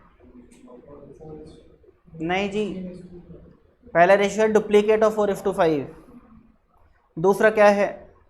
ट्रिप्लीकेट ऑफ 1:3, यानी दूसरा रेशियो है 1:27। फिर तीसरा क्या है? ठीक है ना, क्या लिखा है? सब डुप्लीकेट ऑफ 81:256, यानी square root of 81 and square root of 256। और आखिरी क्या है? सब ट्रिप्लीकेट ऑफ 125:512। तो हमारा जो चौथा रेशियो रहेगा वो क्या रहेगा? 5:8। बोलो हाँ या ना। अब इन सब रेशियो को क्या करना है? मल्टीप्लाई, आंसर आ जाएगा।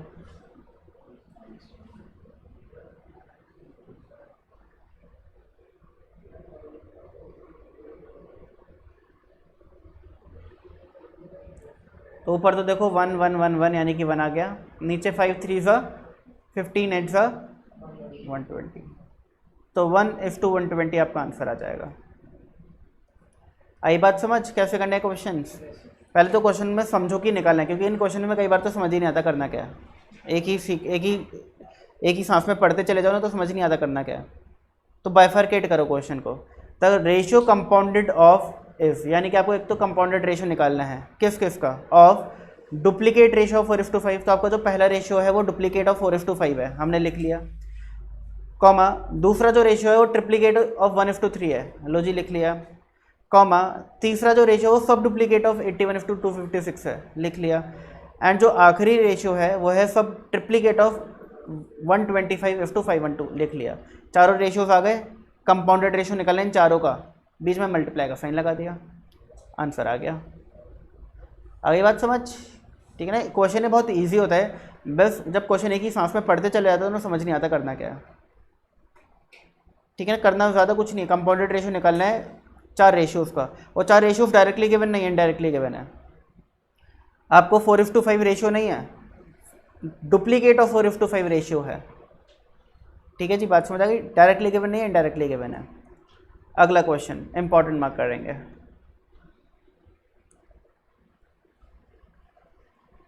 If a plus b is to b plus c is to c plus a is equal to 6 is to 7 is to 8 and a plus b plus c is equal to 14, then value of c is।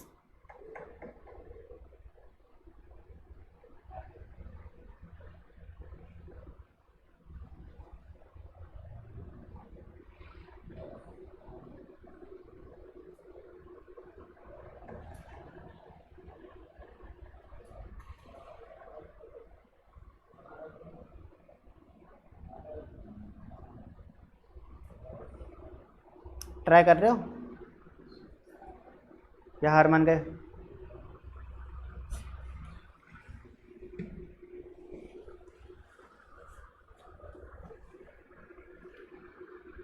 बता देना, नहीं हो तो मैं कराऊंगा फिर। थोड़ा मुश्किल है फर्स्ट टाइम करने के हिसाब से।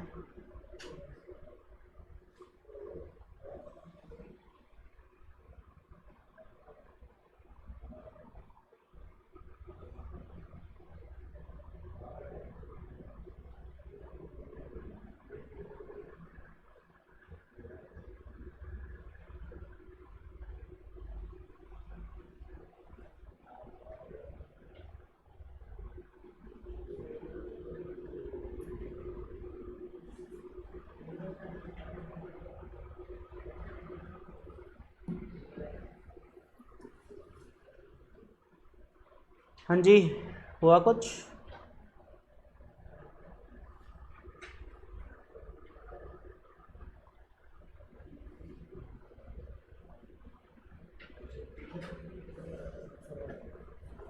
देखो भाई, अब सारे लोग, सबको टाइम मिल गया। अब स्क्रीन पे देखो। पहले तो एक बात समझने की कोशिश करना, जो मैं आपको हमेशा से एग्जांपल देता हूँ ये लेके चलूँगा, ठीक है ना। क्या इस रेशियो को मैं 14:15 लिख सकता हूँ?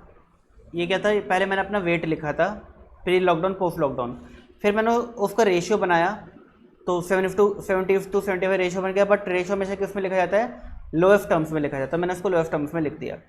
बट क्या मैं ये बोल सकता हूँ कि 70 और 14 एक बराबर है? क्या ऐसे बोल सकता हूँ 70 = 14? बोलो हाँ या ना? नहीं बोल सकता। तो इस क्वेश्चन में भी क्या आप बोल सकते हो कि a + b और 6 एक बराबर हैं? a + b = 6 नहीं बोल सकते। बात समझ आ रही है आपको ये वाली?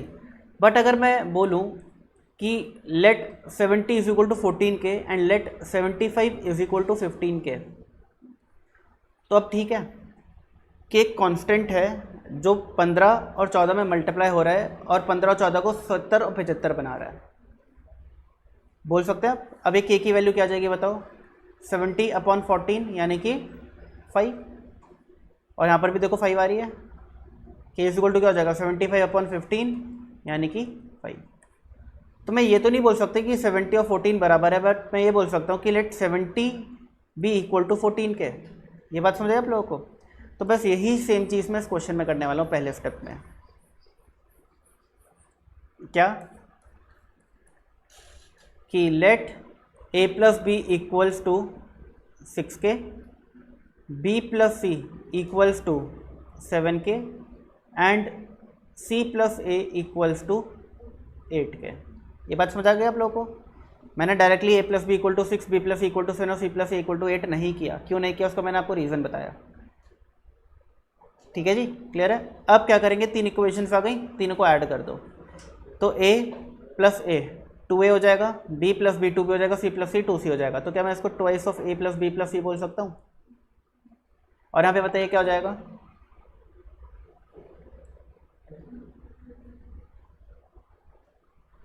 हाँ जी, क्लियर है? देखो a + a 2a, b + b 2b और c + c 2c। तो 2a + 2b + 2c 2 कॉमन ले लिया, तो क्या आ गया ब्रैकेट के अंदर? a + b + c। और एक किसके बराबर आ गया? 21k के बराबर। a + b + c की वैल्यू क्या है?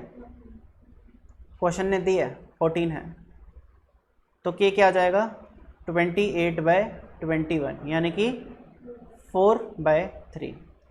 यानी मेरे वेट वाले क्वेश्चन के अंदर के की वैल्यू थी 5, बट यहाँ पे के की वैल्यू क्या है 4/3।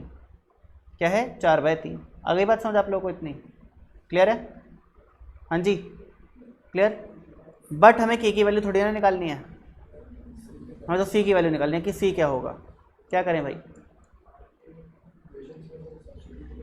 देखो a प्लस बी प्लस सी कितना है 14। क्वेश्चन गिवन है a प्लस बी की वैल्यू क्या है बताओ? a प्लस बी की वैल्यू 6k, तो मैं a प्लस बी की जगह 6k लिख दूं।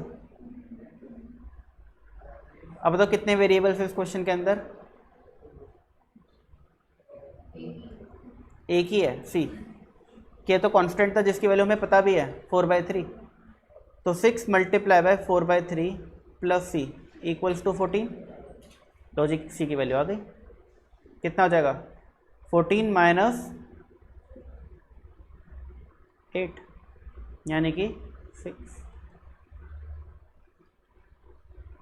क्लियर? कैसे करना है क्वेश्चन? इसलिए मैं बोलता कि फर्स्ट टाइम के हिसाब से थोड़ा मुश्किल है, बट आपको एक बार आइडिया लग गया ऐसे क्वेश्चन कैसे होते हैं, अब इस टाइप के कोई भी क्वेश्चन कर पाओगे।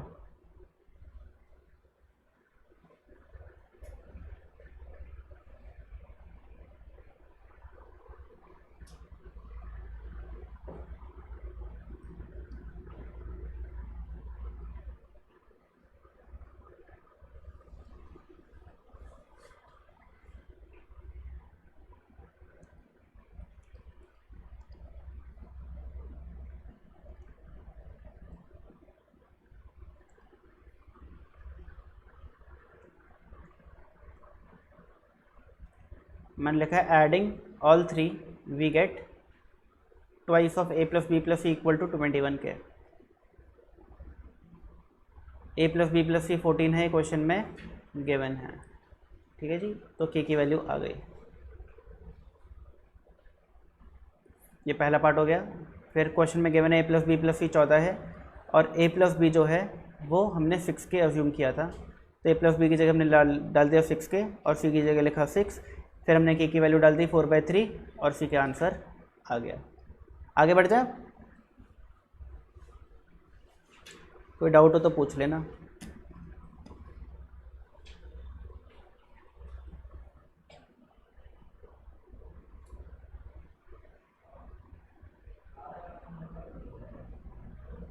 जिनका हो चुका है क्वेश्चन 29 का आंसर जल्दी बता दो।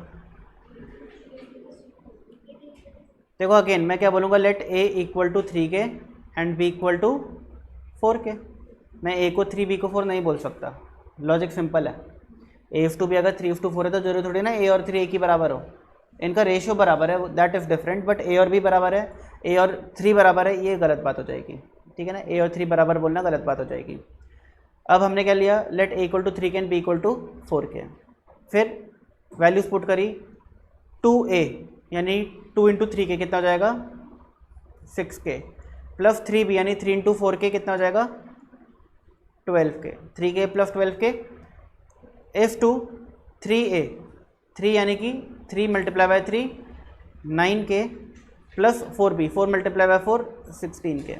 हमें रेशियो निकालना है, तो 6 plus 12 18k is to 25k। k और k कट गया, क्या बच गया। अब कंक्लूजन सुनो, हम ये बिना करे भी इस आंसर को निकाल सकते थे। अगर हम डायरेक्टली a की वैल्यू 3 और b की वैल्यू 4 पुट कर देते तब भी सेम आंसर आता। क्यों? क्योंकि एंड में तो k और k कट गया।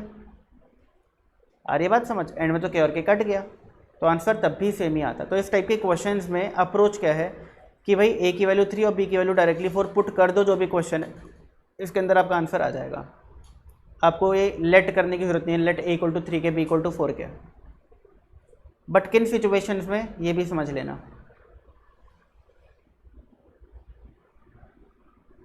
अगर आपको दिखता है कि भाई के पुट करने के बाद ये क्वाड्रेटिक इक्वेशन नहीं बनती, और अगर बनती तो दोनों साइड बनती तब भी ठीक था, बट एक साइड क्वाड्रेटिक बन रही एक साइड नहीं बन रही, फिर आप काम नहीं कर सकते। ठीक है ना। अगर एक जगह के स्क्वायर हो जाता कुछ मल्टीप्लाई होने की वजह से, नीचे के ही रहता, तो के स्क्वायर और के तो नहीं कट पाता ना, फिर तो एक के रह जाता, दिक्कत हो जाती। तो आपको समझना है इस चीज़ को भी आगे चलकर कि ऐसा तो नहीं कि कुछ मल्टीप्लाई होकर के एक साइड स्क्वायर हो जाए, एक साइड जो है वो सिर्फ के रह जाए, तो फिर वो कटने में दिक्कत आती है एंड में, तो फिर आप वो चीज़ नहीं कर सकते। वैसे ऐसा क्वेश्चन होता नहीं है, हर इस टाइप के हर क्वेश्चन में के कट ही जाता है। तो मोर देन 99% केसेस में, मोर देन 99% केसेस में आप डायरेक्टली ए और बी की वैल्यू 3 और 4 और जो भी वैल्यू क्वेश्चन में गिवन हो आपके, वो डायरेक्टली पुट करके आंसर निकाल सकते हो। और भी ऐसे क्वेश्चन मैं आपको दिखाता हूँ। जैसे ये वाला क्वेश्चन है, P और Q की वैल्यू 2 और 3 डाल दो, X और Y की वैल्यू 4 और 5 डाल दो, आपका डायरेक्ट आंसर आ जाएगा। आपको वो के एज्यूम करने की ज़रूरत नहीं है। आगे बात समझ आप लोगों को। तो P की वैल्यू 2, Q की वैल्यू 3 डालोगे और X की वैल्यू 4 और Y की वैल्यू 5 डालोगे, तो बताओ क्या आंसर निकल करके आएगा। यहाँ सर 17:28। लो जी, आंसर आ जाएगा। ठीक है जी। बट इसका जो प्रैक्टिकल तरीका है, ये तो हो गया एक शॉर्ट ट्रिक वाला तरीका, बट जो प्रैक्टिकल तरीका है वो पता है क्या होता है। Let P is equal to 2K, Q is equal to 3K and let X is equal to 4K। नहीं लूँगा यहाँ पे, सॉरी थोड़े ना दोनों रेशियोज का कॉन्स्टेंट सेम हो, यहाँ पे P ले लेता हूँ, और Y is equal to 5P।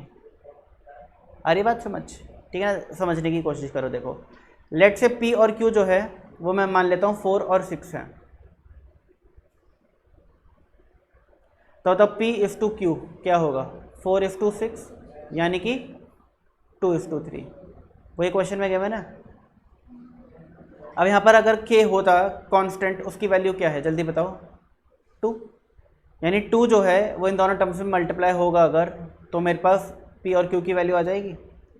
ये जो आपका रेशियो 2:3, अगर इसमें दोनों ही टर्म्स में 2 और 2 मल्टीप्लाई कर दूँ तो मेरा ओरिजिनल P और Q की वैल्यूज हो जाएंगी। बट अगर वहीं मैं X और Y को 20 और 25 लूँ, तो X इस टू Y क्या होगा बताइए, 20 इस टू 25 यानी कि 4 इस टू 5। बट क्या यहाँ पर कांस्टेंट 2 है, यहाँ पे तो कांस्टेंट क्या है 5 है। तो अगर मैं बोलता हूँ कि K दोनों जगह ले लो, यहाँ पर भी 2K 3K ले लो, यहाँ पे भी 4K 5K ले लो, यानी आपने जो कांस्टेंट है दोनों जगह सेम बना दिया। आ रही बात समझ। आपने यहाँ पर अगर 2 था तो यहाँ पर भी 2 बना दिया, जबकि यहाँ पे 2 कांस्टेंट नहीं है, यहाँ पे तो कांस्टेंट 5 है। समझ रहे हो बात को। तो अगर दो अलग अलग रेशियोज़ हैं, ये एक अलग रेशियो है, ये एक अलग रेशियो है, तो इनके कांस्टेंट हमेशा सेम नहीं होंगे, हो सकता है कि डिफरेंट कांस्टेंट हो दोनों के। तो इसलिए आप अगर यहाँ पर कांस्टेंट K लिया है तो यहाँ पे कांस्टेंट क्या लोगे, डिफरेंट, यानी कि P Q कुछ भी ले लो बट K मत लो। ये एक प्रैक्टिकल अप्रोच है, ठीक है ना। फिर आप इनकी वैल्यूज 2K 3K 4P और 5P डालते अगर, तो आपका एंड में PK कॉमन आ जाता, फिर PK कट जाता और आपका आंसर आ जाता। क्योंकि PK कट जाता तो हमने क्या बोला कि भाई काम करो ना, PK जब कटना ही है तो स्टार्टिंग में ही काट दो। P की वैल्यू 2, Q की वैल्यू 3, X की वैल्यू 4 और Y की वैल्यू 5 पुट करके आंसर निकाल लो। ठीक है, समझाने की कोशिश करता हूँ आपको दोबारा। 5PX, बताओ P क्या है 2K और X क्या है 4P। हमारे क्वेश्चन के अंदर देखो ये वैल्यूज लिखी है यहाँ पर ऊपर, सबसे ऊपर, ठीक है, देखते रहना आप लोग। 5PX प्लस 3QY, 3Q क्या है 3K और Y क्या है 5P। ये हो गया पहला टर्म। सॉल्व कर लेते हैं पहले टर्म को। 5 2 10, 10 4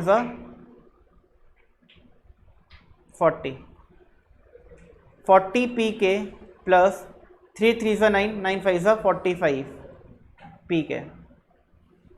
कितना हो जाएगा ये 85PK। ठीक है जी। अब दूसरे टर्म में डालो। दूसरा टर्म क्या है 10PX प्लस 4QY। 10P क्या है 2K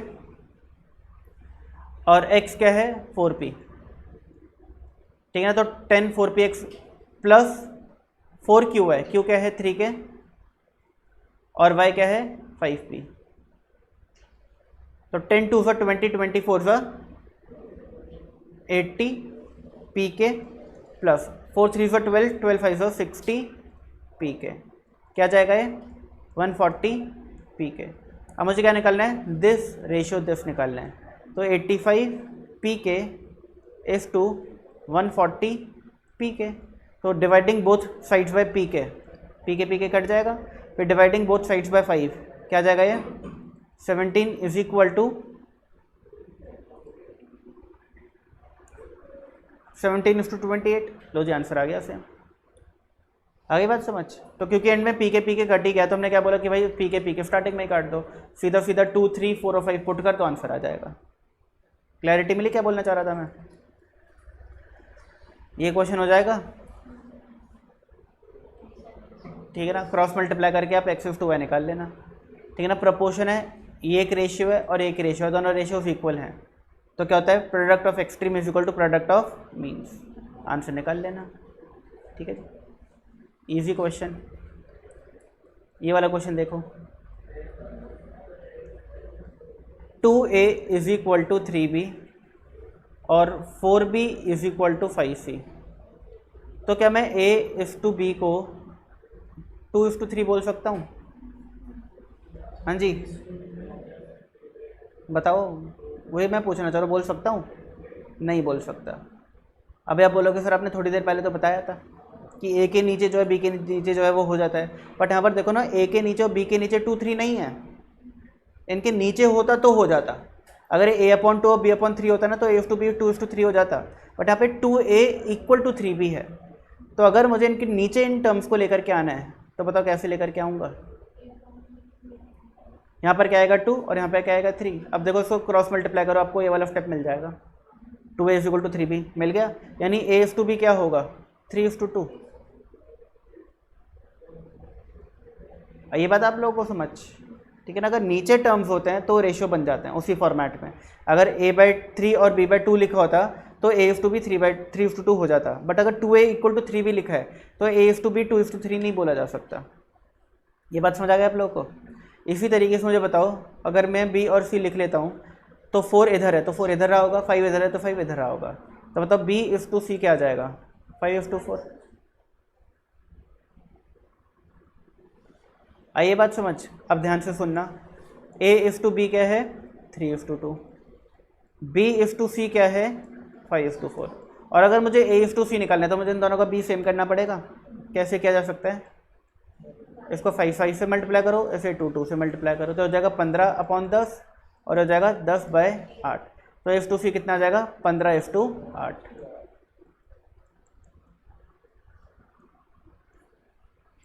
आ रही है बात समझ?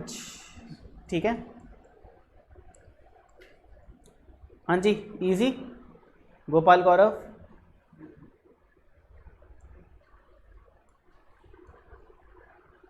देखो चैप्टर इजी है, बचपन में आप लोगों ने ये सारी चीज़ें की हुई हैं, अब दोबारा कर रहे हैं और कुछ नहीं है।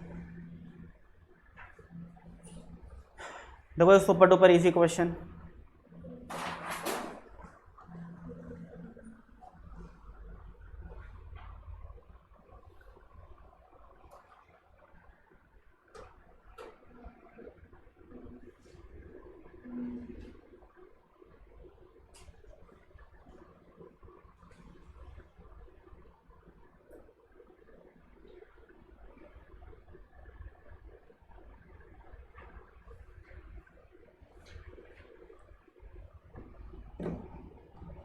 चलिए सुपर डुपर इजी क्वेश्चन क्या हो जाएगा a/b/c इक्वल्स टू 3:4:7। यहाँ पे तो नीचे है तो हम क्या बोलते हैं इस केस में कि भाई जब a/b/c इक्वल टू 3 के 4 के 7 के लेने की जगह a/b/c की वैल्यू 3 4 7 ले लो डायरेक्टली, क्योंकि एंड में तो के कट ही जाना है। तो अगर मैं यहाँ पे a/b/c की वैल्यू 3 4 7 डालता हूँ तो बताओ 3 + 4 + 7 कितना होता है 14 अपॉन सी कितना है 7, तो आंसर क्या आ जाएगा 2। ठीक है ना, super duper easy. a + b + c डाल दिया 2 + 4 + 7 अपॉन सी क्या है 7, तो 2 और 3 + 4 + 7 हो गया 14, 14 अपॉन 7 हो गया 2। अब ये क्वेश्चन आपका होमवर्क कर लोगे?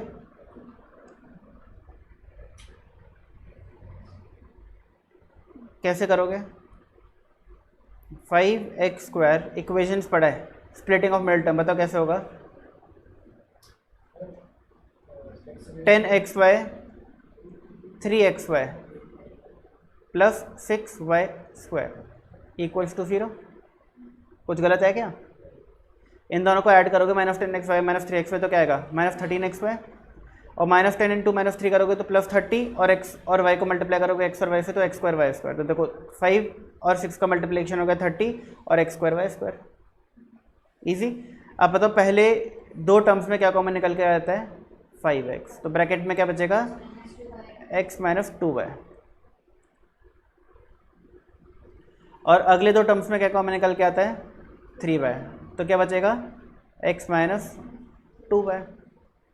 तो 5x - 3y और x - 2y इक्वल्स टू 0, तो 5x = 3y हो जाएगा, और क्या हो जाएगा x = 2y। तो x is to y क्या आ जाएगा बताइए 3:5, और यहाँ पे x is to y क्या आ जाएगा बताइए 2:1। तो 3:5 और 2:1 डी ऑप्शन आ गया। आगे बात समझ कैसे करना है।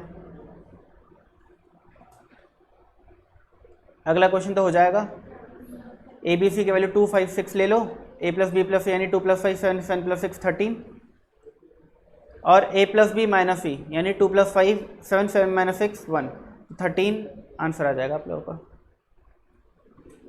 आ रही बात है समझ कैसे करना है। ये छोटी छोटी ट्रिक्स हैं जो आपको यूज़ करनी है और आपके क्वेश्चन ईजिली हो जाएंगे। कौन सा वाला 34 35, देखो a/2 b/5 और c/6 है, तो a is to b is to c क्या हो जाएगा 2 is to 5 is to 6, तो a b c की वैल्यू ले लो 2 5 6, ठीक है ना। तो 2 + 5 + 6 कितना होता है 13, और 2 + 5 - 6 कितना होता है, ठीक है 7 - 6 1, तो ऊपर आ गया 13 नीचे आ गया 1, तो 13/1 क्या होता है 13 होता है। चलिए अब आप लोग जल्दी से इन कुछ क्वेश्चंस को ट्राई करो। मैं अभी आया 36 करो, 37 करो, 38 करो। वैसे आप जब तक 36 37 करोगे तब तक मैं आ जाऊँगा, एक कॉल अटेंड करना है मुझे फिर।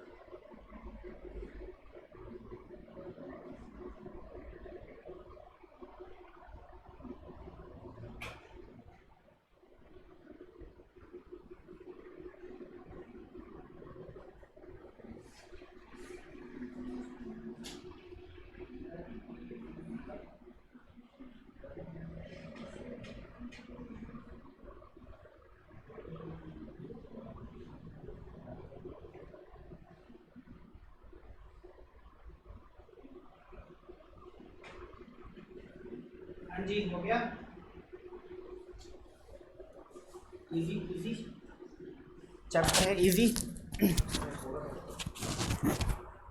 The third proportional to 12 if 18 12,18 is, यानी अगर थर्ड प्रोपोर्शनल निकालना है तो लेट थर्ड प्रोपोर्शनल भी x क्या होता है क्या होती है b² = AC। 18 का स्क्वायर क्या होता है 324, x क्या हो जाएगा 27। If 50 is third proportional to 8 and x, 8 और x का जो थर्ड प्रोपोर्शनल है वो है 50, then value of x is, बताओ क्या होगा x² = 400 यानी 8 × 50, तो x कितना हो जाएगा 20। तो इन क्वेश्चंस को करने में एग्जाम में अगर आ जाते हैं 1 मिनट भी नहीं लगता, हार्डली कुछ सेकंड्स लगते हैं, 12 सेकंड 15 सेकंड 20 सेकंड। फिफ्टी जो हमारा थर्ड प्रोपोर्शनल है, ठीक है ना, और किसका थर्ड प्रोपोर्शनल है 8 और x का, तो बताओ x क्या होगा। तो 8 और x अगर पहले दो टर्म्स है तो तीसरा टर्म हो गया 50। अगर 3 नंबर प्रोपोर्शन में होते हैं यानी इसको हम बोलते हैं कॉन्टिन्यूस प्रोपोर्शन। इसकी प्रॉपर्टी क्या होती है बीच वाला टर्म का square is equal to other two terms के मल्टीप्लिकेशन के बराबर।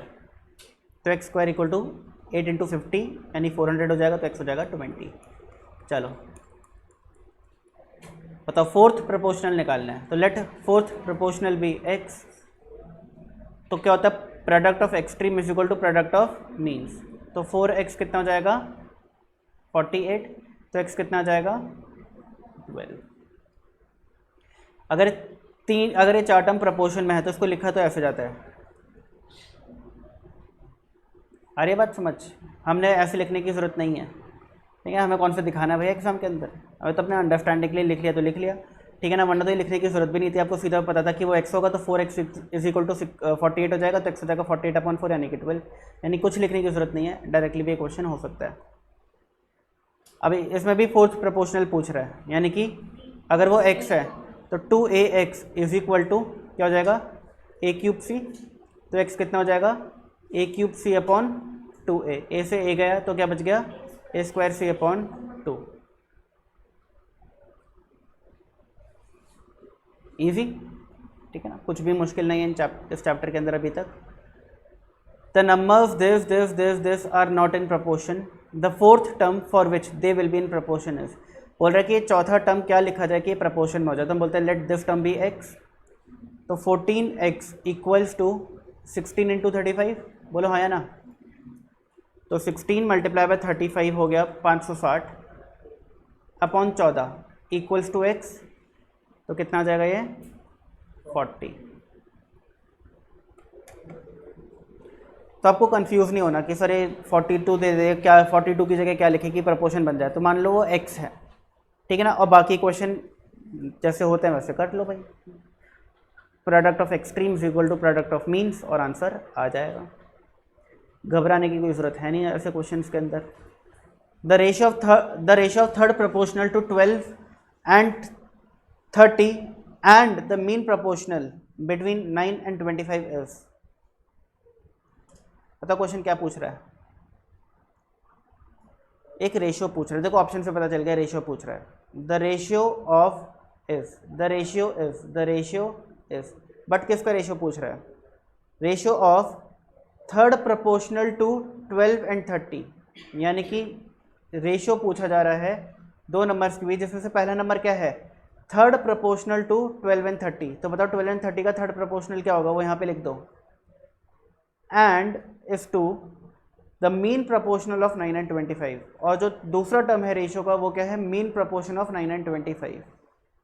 अरे बात समझ आप लोगों को, आपको एक रेशियो फाइंड आउट करना है। रेशियो के लिए दो टर्म्स चाहिए कम से कम, जो दो टर्म्स हैं उनकी डिटेल्स दे रहा है। जो पहला टर्म है वो क्या है, वो है थर्ड प्रोपोर्शन टू 12 and 30। तो 12 is to 30 is to x, ये थर्ड प्रोपोर्शनल टू 12 and 30, तो x यहाँ पे लिखूंगा एंड में। तो 30 का स्क्वायर इक्वल टू 12x हो जाएगा, 900 इक्वल टू 12x हो जाएगा। तो x की वैल्यू क्या आ जाएगी 900 डिवाइड बाय 12 75। तो एक नंबर तो यहाँ पे आ गया 75। और जो दूसरा टर्म है वो है मीन प्रोपोर्शनल बिटवीन 9 and 25। अगर 9 है 25 है तो मीन प्रोपोर्शनल जो है वो बीच वाले टर्म को बोलते हैं। ये होता है फर्स्ट, ये होता है मीन, ये होता है थर्ड प्रोपोर्शन। तो x स्क्वायर कितना आ जाएगा 225, तो x कितना आ जाएगा 15। तो ये वाला टर्म कितना आ जाएगा 15। तो 75 to 15 कितना होता है, बी ऑप्शन आ जाएगा। आई बात समझ आप लोगों को। आपको एक रेशियो पूछा गया है, रेशियो के लिए दो टर्म्स चाहिए, दोनों टर्म्स दिए नहीं है बट उनका हिंट दे दिया कि पहला जो टर्म है वो थर्ड प्रोपोर्शन है 12 और 30 का, और जो दूसरा टर्म है रेशियो का वो मीन प्रोपोर्शन है 9 और 25 का। तो आपको बेसिकली थर्ड प्रोपोर्शन और मीन प्रोपोर्शन निकालना है, उनका रेशियो बताना है क्या है, और वो काम हमें अच्छे से आता है भाई, ठीक है। थर्ड प्रोपोर्शन कैसे निकालना है, मीन प्रोपोर्शन कैसे निकालना है।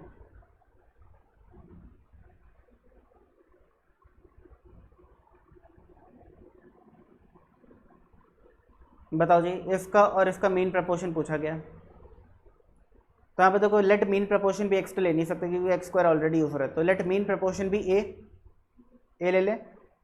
तो 12x square comma a comma 27y square किस में है, प्रपोर्शन में, कॉन्टिन्यूस प्रपोर्शन में है।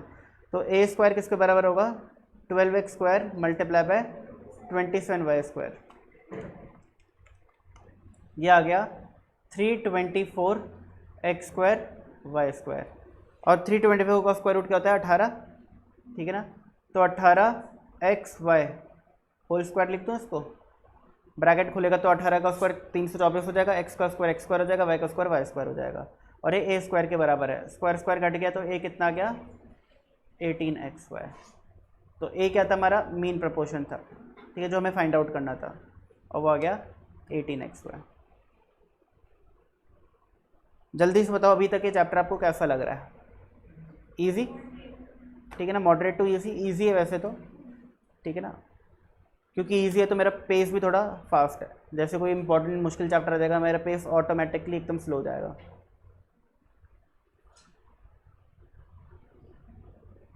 आप लोगों को ये सारे क्वेश्चन है ना घर जाके करने हैं, अभी तो मैं सिर्फ पढ़ा रहा हूँ, आपको समझा रहा हूँ कैसे करना है। जो बच्चे जल्दी जल्दी नोट डाउन कर लेते हैं वो कर लो, कोई दिक्कत नहीं है, बट जो नहीं कर पा रहे ऐसा नहीं है कि आपको घर जाके नोट डाउन नहीं करना, ये सारा आपको घर जाके नोट डाउन करना है। एग्जाम के टाइम में क्या करोगे, वरना कुछ तो होना चाहिए पढ़ने के लिए, रिवाइज करने के लिए, ये सब जाके घर पे प्रैक्टिस किया करो। मैंने आपको पहले भी बताया कि क्लास में समझ लो, घर जा करके प्रैक्टिस करो क्वेश्चंस को, अपना जो अपना फेयर रजिस्टर होता है ना प्रॉपर क्लास वर्क वाला, उसमें सारे क्वेश्चंस को सीक्वेंस में नोट डाउन करो। अब होगा क्या, जब क्वेश्चंस करोगे क्लास में पढ़ा हुआ तो आपका रिवाइज भी हो जाएगा, ठीक है ना, और आपके नोट्स भी अच्छे बन जाएंगे। और अगर बाई चांस कोई क्वेश्चन में अटक गए तो वीडियो देख लो कि वीडियो में सर ने बताया होगा, भाई जल्दी से देखा आगे जा करके कि भाई अगर अभी क्वेश्चन नंबर 43 देखना है मुझे कैसे हुआ, और सर अभी वीडियो की स्टार्टिंग में क्वेश्चन नंबर 1 पर है, तो आगे बढ़ा लिया, वीडियो बढ़ा करके देख लिया कि इस क्वेश्चन पर है जी 34 पर है, थोड़ा और बढ़ा लिया, जैसे देख के 43 आने वाला है, देख लिया क्वेश्चन और कर लिया note down. If B be the mean proportion between A and C, then बोल रहा कि अगर बी मीन प्रोपोर्शन है तो बी स्क्वायर ए सी होगा, तो बी क्या होगा रूट ऑफ ए सी। ये भी सही है, ये भी सही है। कोई ऑप्शन दिख रहा है क्या इसमें से? ए वाला ऑप्शन दिख रहा है, बी स्क्वायर इक्वल टू ए सी। लो जी, हो गया काम खत्म।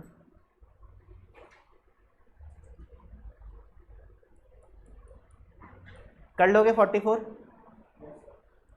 45, ठीक है, 45 क्वेश्चन उसी की तरह। द रेशियो ऑफ इज, आपको रेशियो निकालना है किस किस का, the third proportional to 4 and 6। आपको पहले तो निकालना है थर्ड प्रोपोर्शनल टू 4 and 6, और फिर आपको निकालना है मीन प्रोपोर्शन ऑफ 9 and 25। ये जो दो आंसर्स आएंगे इनका आपको रेशियो बताना है क्या है। The numbers 2.4, 3.2, 1.5 and 2 are in proportion and the product of their mean is 4.8। देखो जी, क्या इनका मल्टीप्लिकेशन 4.8 है? हाँ या ना? क्या बोल रहा है कि ये चार नंबर्स प्रोपोर्शन में हैं और जो उनके मीन्स हैं यानी बीच के दो टर्म्स हैं उनका प्रोडक्ट 4.8 है, तो क्या इन दोनों का प्रोडक्ट 4.8 है? ये पूछ रहा हूँ मैं। अब क्वेश्चन बोल रहा है कि प्रोडक्ट ऑफ एक्सट्रीम क्या होगा, तो इसका और इसका मल्टीप्लिकेशन, आंसर आ जाएगा क्या होगा 4.8। प्लस इस क्वेश्चन में आपको ये करने की ज़रूरत ही नहीं है कुछ भी। आपको पता है कि अगर कुछ नंबर्स प्रोपोर्शन में होते हैं तो product of means is equal to product of extreme होता है। अगर प्रोडक्ट ऑफ मीन 4.8 है तो ऑब्वियस ही बात है प्रोडक्ट ऑफ एक्सट्रीम भी क्या होगा 4.8 होगा।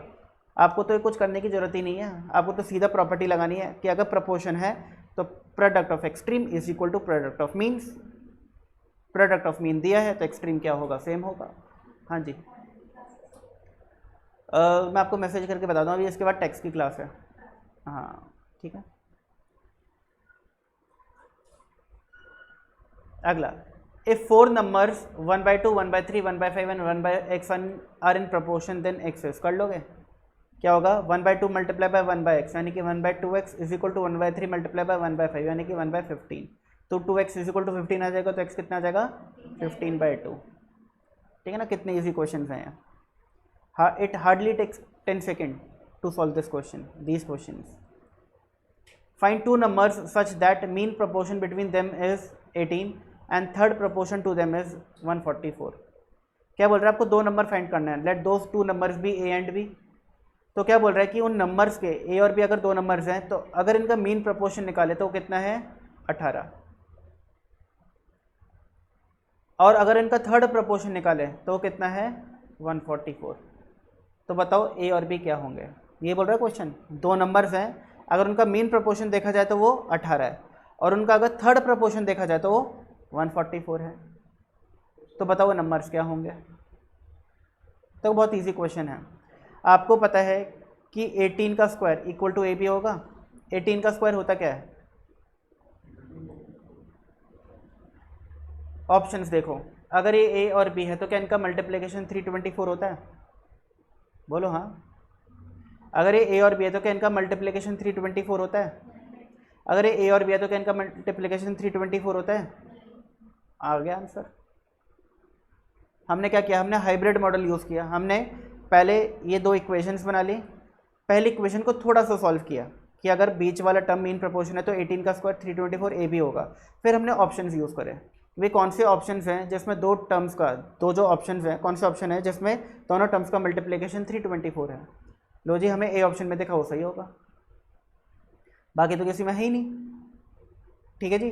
और दूसरा तरीका क्या था, ये था देखो, B square equal to 144a।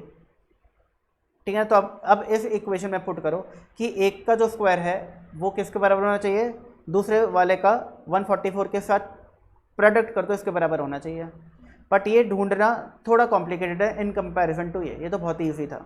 ये तो आप साफ साफ देख सकते थे कि 9 मल्टीप्लाई बाय 36 324 होता है, और इन दोनों का मल्टीप्लिकेशन 324 नहीं होगा और इन दोनों का भी नहीं होगा। बट इसके लिए आपको थोड़ी मेहनत करनी पड़ेगी। कैसे करनी पड़ेगी, देखो 9 का स्क्वायर कितना होता है, 81। 81 क्या 144 मल्टीप्लाई बाय 36 के बराबर होगा? नहीं। बट 36 का स्क्वायर क्या होता है, 1296। क्या 1296 144 मल्टीप्लाई बाय 9 के बराबर होता है? Answer is yes. आ रही है बात समझ? लो जी, ए ऑप्शन ने इसको भी सेटिस्फाई कर लिया। बट हमें इसकी सेटिस्फैक्शन ढूंढनी ज़रूरी नहीं थी, क्योंकि जो पहली वाली कंडीशन थी वो सिर्फ एक ही ऑप्शन सेटिस्फाई कर रहा था, तो हमें आंख बंद करके फर्स्ट ऑप्शन को टिक कर देना है। अगर ये पहली वाली कंडीशन जो है ये दो ऑप्शन सेटिस्फाई कर रहे होते तब हमें दूसरी वाली कंडीशन भी चेक करनी होती। इक्वेशन चैप्टर पढ़ा है आप लोगों ने, उसके अंदर यही तो कर रहे थे हम लोग। ठीक है ना, मुझसे पढ़ा है, इक्वेशन चैप्टर हमारा हो गया है ना, हम लोग का हो गया है। तो उसके अंदर हमने वर्ड प्रॉब्लम कैसे सॉल्व किए थे? ठीक है ना, वैल्यूज पुट कर करके, वही हम यहाँ पे भी कर रहे हैं। वैल्यूज पुट करके देख लो, आंसर निकाल लो। वरना इस क्वेश्चन को नॉर्मल तरीके से करोगे तो 1 मिनट से ज़्यादा ले जाएगा ये, इसलिए मैं नहीं करा रहा नॉर्मल तरीके से।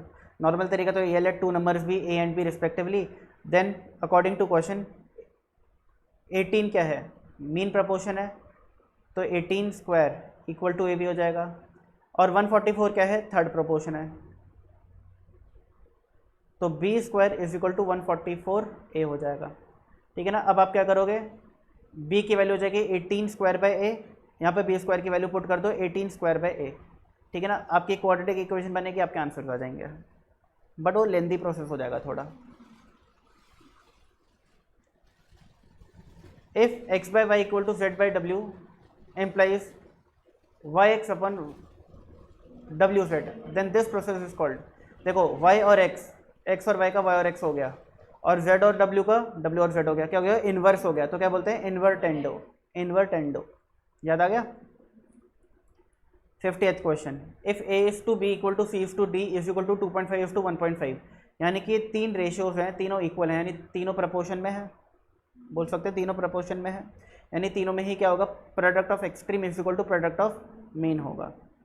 What are the values of A D is to B C, ये बोल रहे हैं कि A D is to B C की वैल्यू क्या होगी। अब देखो अकॉर्डिंग टू क्वेश्चन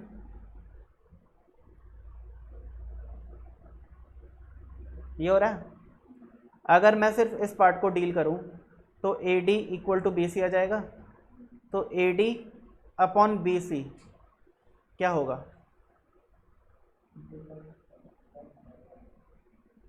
ठीक है ना, क्या होगा 1:1। ठीक है ना, ए डी यहीं पे लिखा रहने दिया, बी सी इसके नीचे लेकर के आ गया, और इधर क्या कर दिया 1 और 1।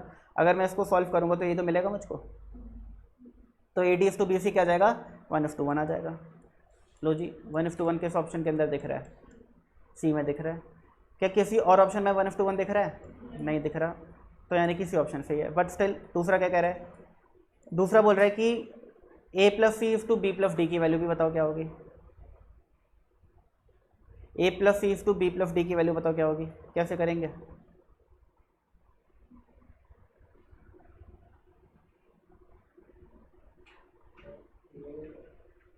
ए और सी 2.5 के ले लो, और बी और डी 1.5 ले लो। तो a प्लस सी का मतलब क्या हो गया 2.5k प्लस 2.5k कितना हो गया 5k, और b प्लस डी कितना हो गया 1.5k प्लस 1.5k यानी कि 3k, k और k कट के क्या आ गया, तो a plus C is to B plus D क्या आ जाएगा 5:3 आ जाएगा। वो भी देखो सी ऑप्शन में ही हो रहा होगा। आ रही है बात समझ? ठीक है, देख लो एक बार क्वेश्चन को, कोई डाउट है तो पूछो।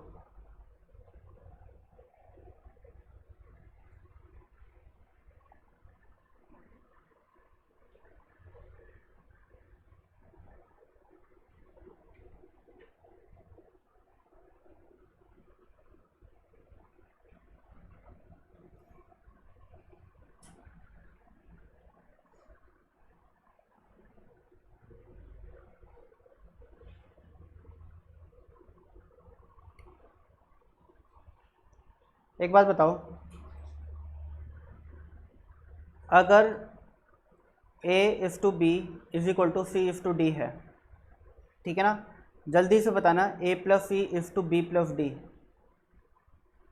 ये हमने 7 प्रॉपर्टीज पढ़ी थी प्रपोर्शन की, ये कौन सी वाली है? 6th वाली है, वेरी गुड। ठीक है ना, यहाँ पर देखो इक्वल टू का साइन नहीं है, ये कौन सी है? एडेंडो, याद आ रही है? एडेंडो। एडेंडो क्या बोलता है कि अगर इसको और इसको ऐड किया जाए और इसको और इसको ऐड किया जाए तो जो आपके नए रेशियो बनते हैं वो पुराने रेशियो के बराबर होते हैं। बताओ पुराना रेशियो क्या था? ए इज टू बी, यानी A plus C is to B plus D किसके बराबर है? ए इज टू बी के बराबर है, ये सी इज टू डी के बराबर है, और ये 2.5 इज टू 1.5 के भी बराबर है कि नहीं? अब A plus C is to B plus D किसके बराबर है? 2.5 इज टू 1.5। बताओ इसको सिंपलेस्ट टर्म में कन्वर्ट करोगे तो क्या होगा? 25 इज टू 15, और लोअर टर्म्स में करोगे तो 5:3। आ रही है बात समझ? वैसे कर लो एडेंडो प्रॉपर्टी अप्लाई करके। आ रही है बात समझ आप लोगों को? एडेंडो भी कर सकते हो, क्योंकि यहाँ पर देखो ना, अगर ये ए बी सी डी है तो मुझे पता है कि ऐसा सब बिल्कुल सेम एडेंडो में करते हैं हम लोग। और एडेंडो में होता क्या है कि ये वाला जो नया रेशियो बन के आता है ये पुराने वाले रेशियोज के ही बराबर होता है। हाँ या ना? याद आ रही है बातें? तो अगर a plus C to B plus D निकालते हैं तो ये 2.5 टू 1.5 के बराबर होगा कि नहीं होगा? होगा। रोज आंसर आ गया 2.5 टू 1.5, बट आंसर हमेशा सिंपलेस्ट एंड लोएस्ट टर्म्स में गिवन होता है। तो आपको ऑप्शन में तो दिखेगा नहीं 2.5 टू 1.5, उसको कन्वर्ट करो सिंपलेस्ट एंड लोएस्ट टर्म में, आपको आंसर मिल जाएगा।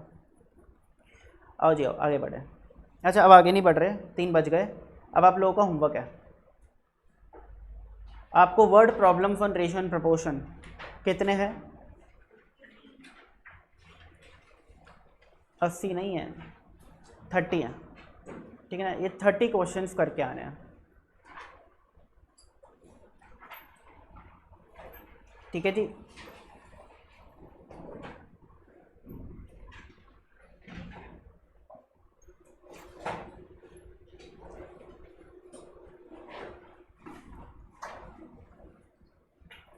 इसमें 1-2 क्वेश्चन है जो आप नहीं कर पाओगे, मुझे पहले ही पता है, बट जो हो रहे हैं वो तो करके आओ।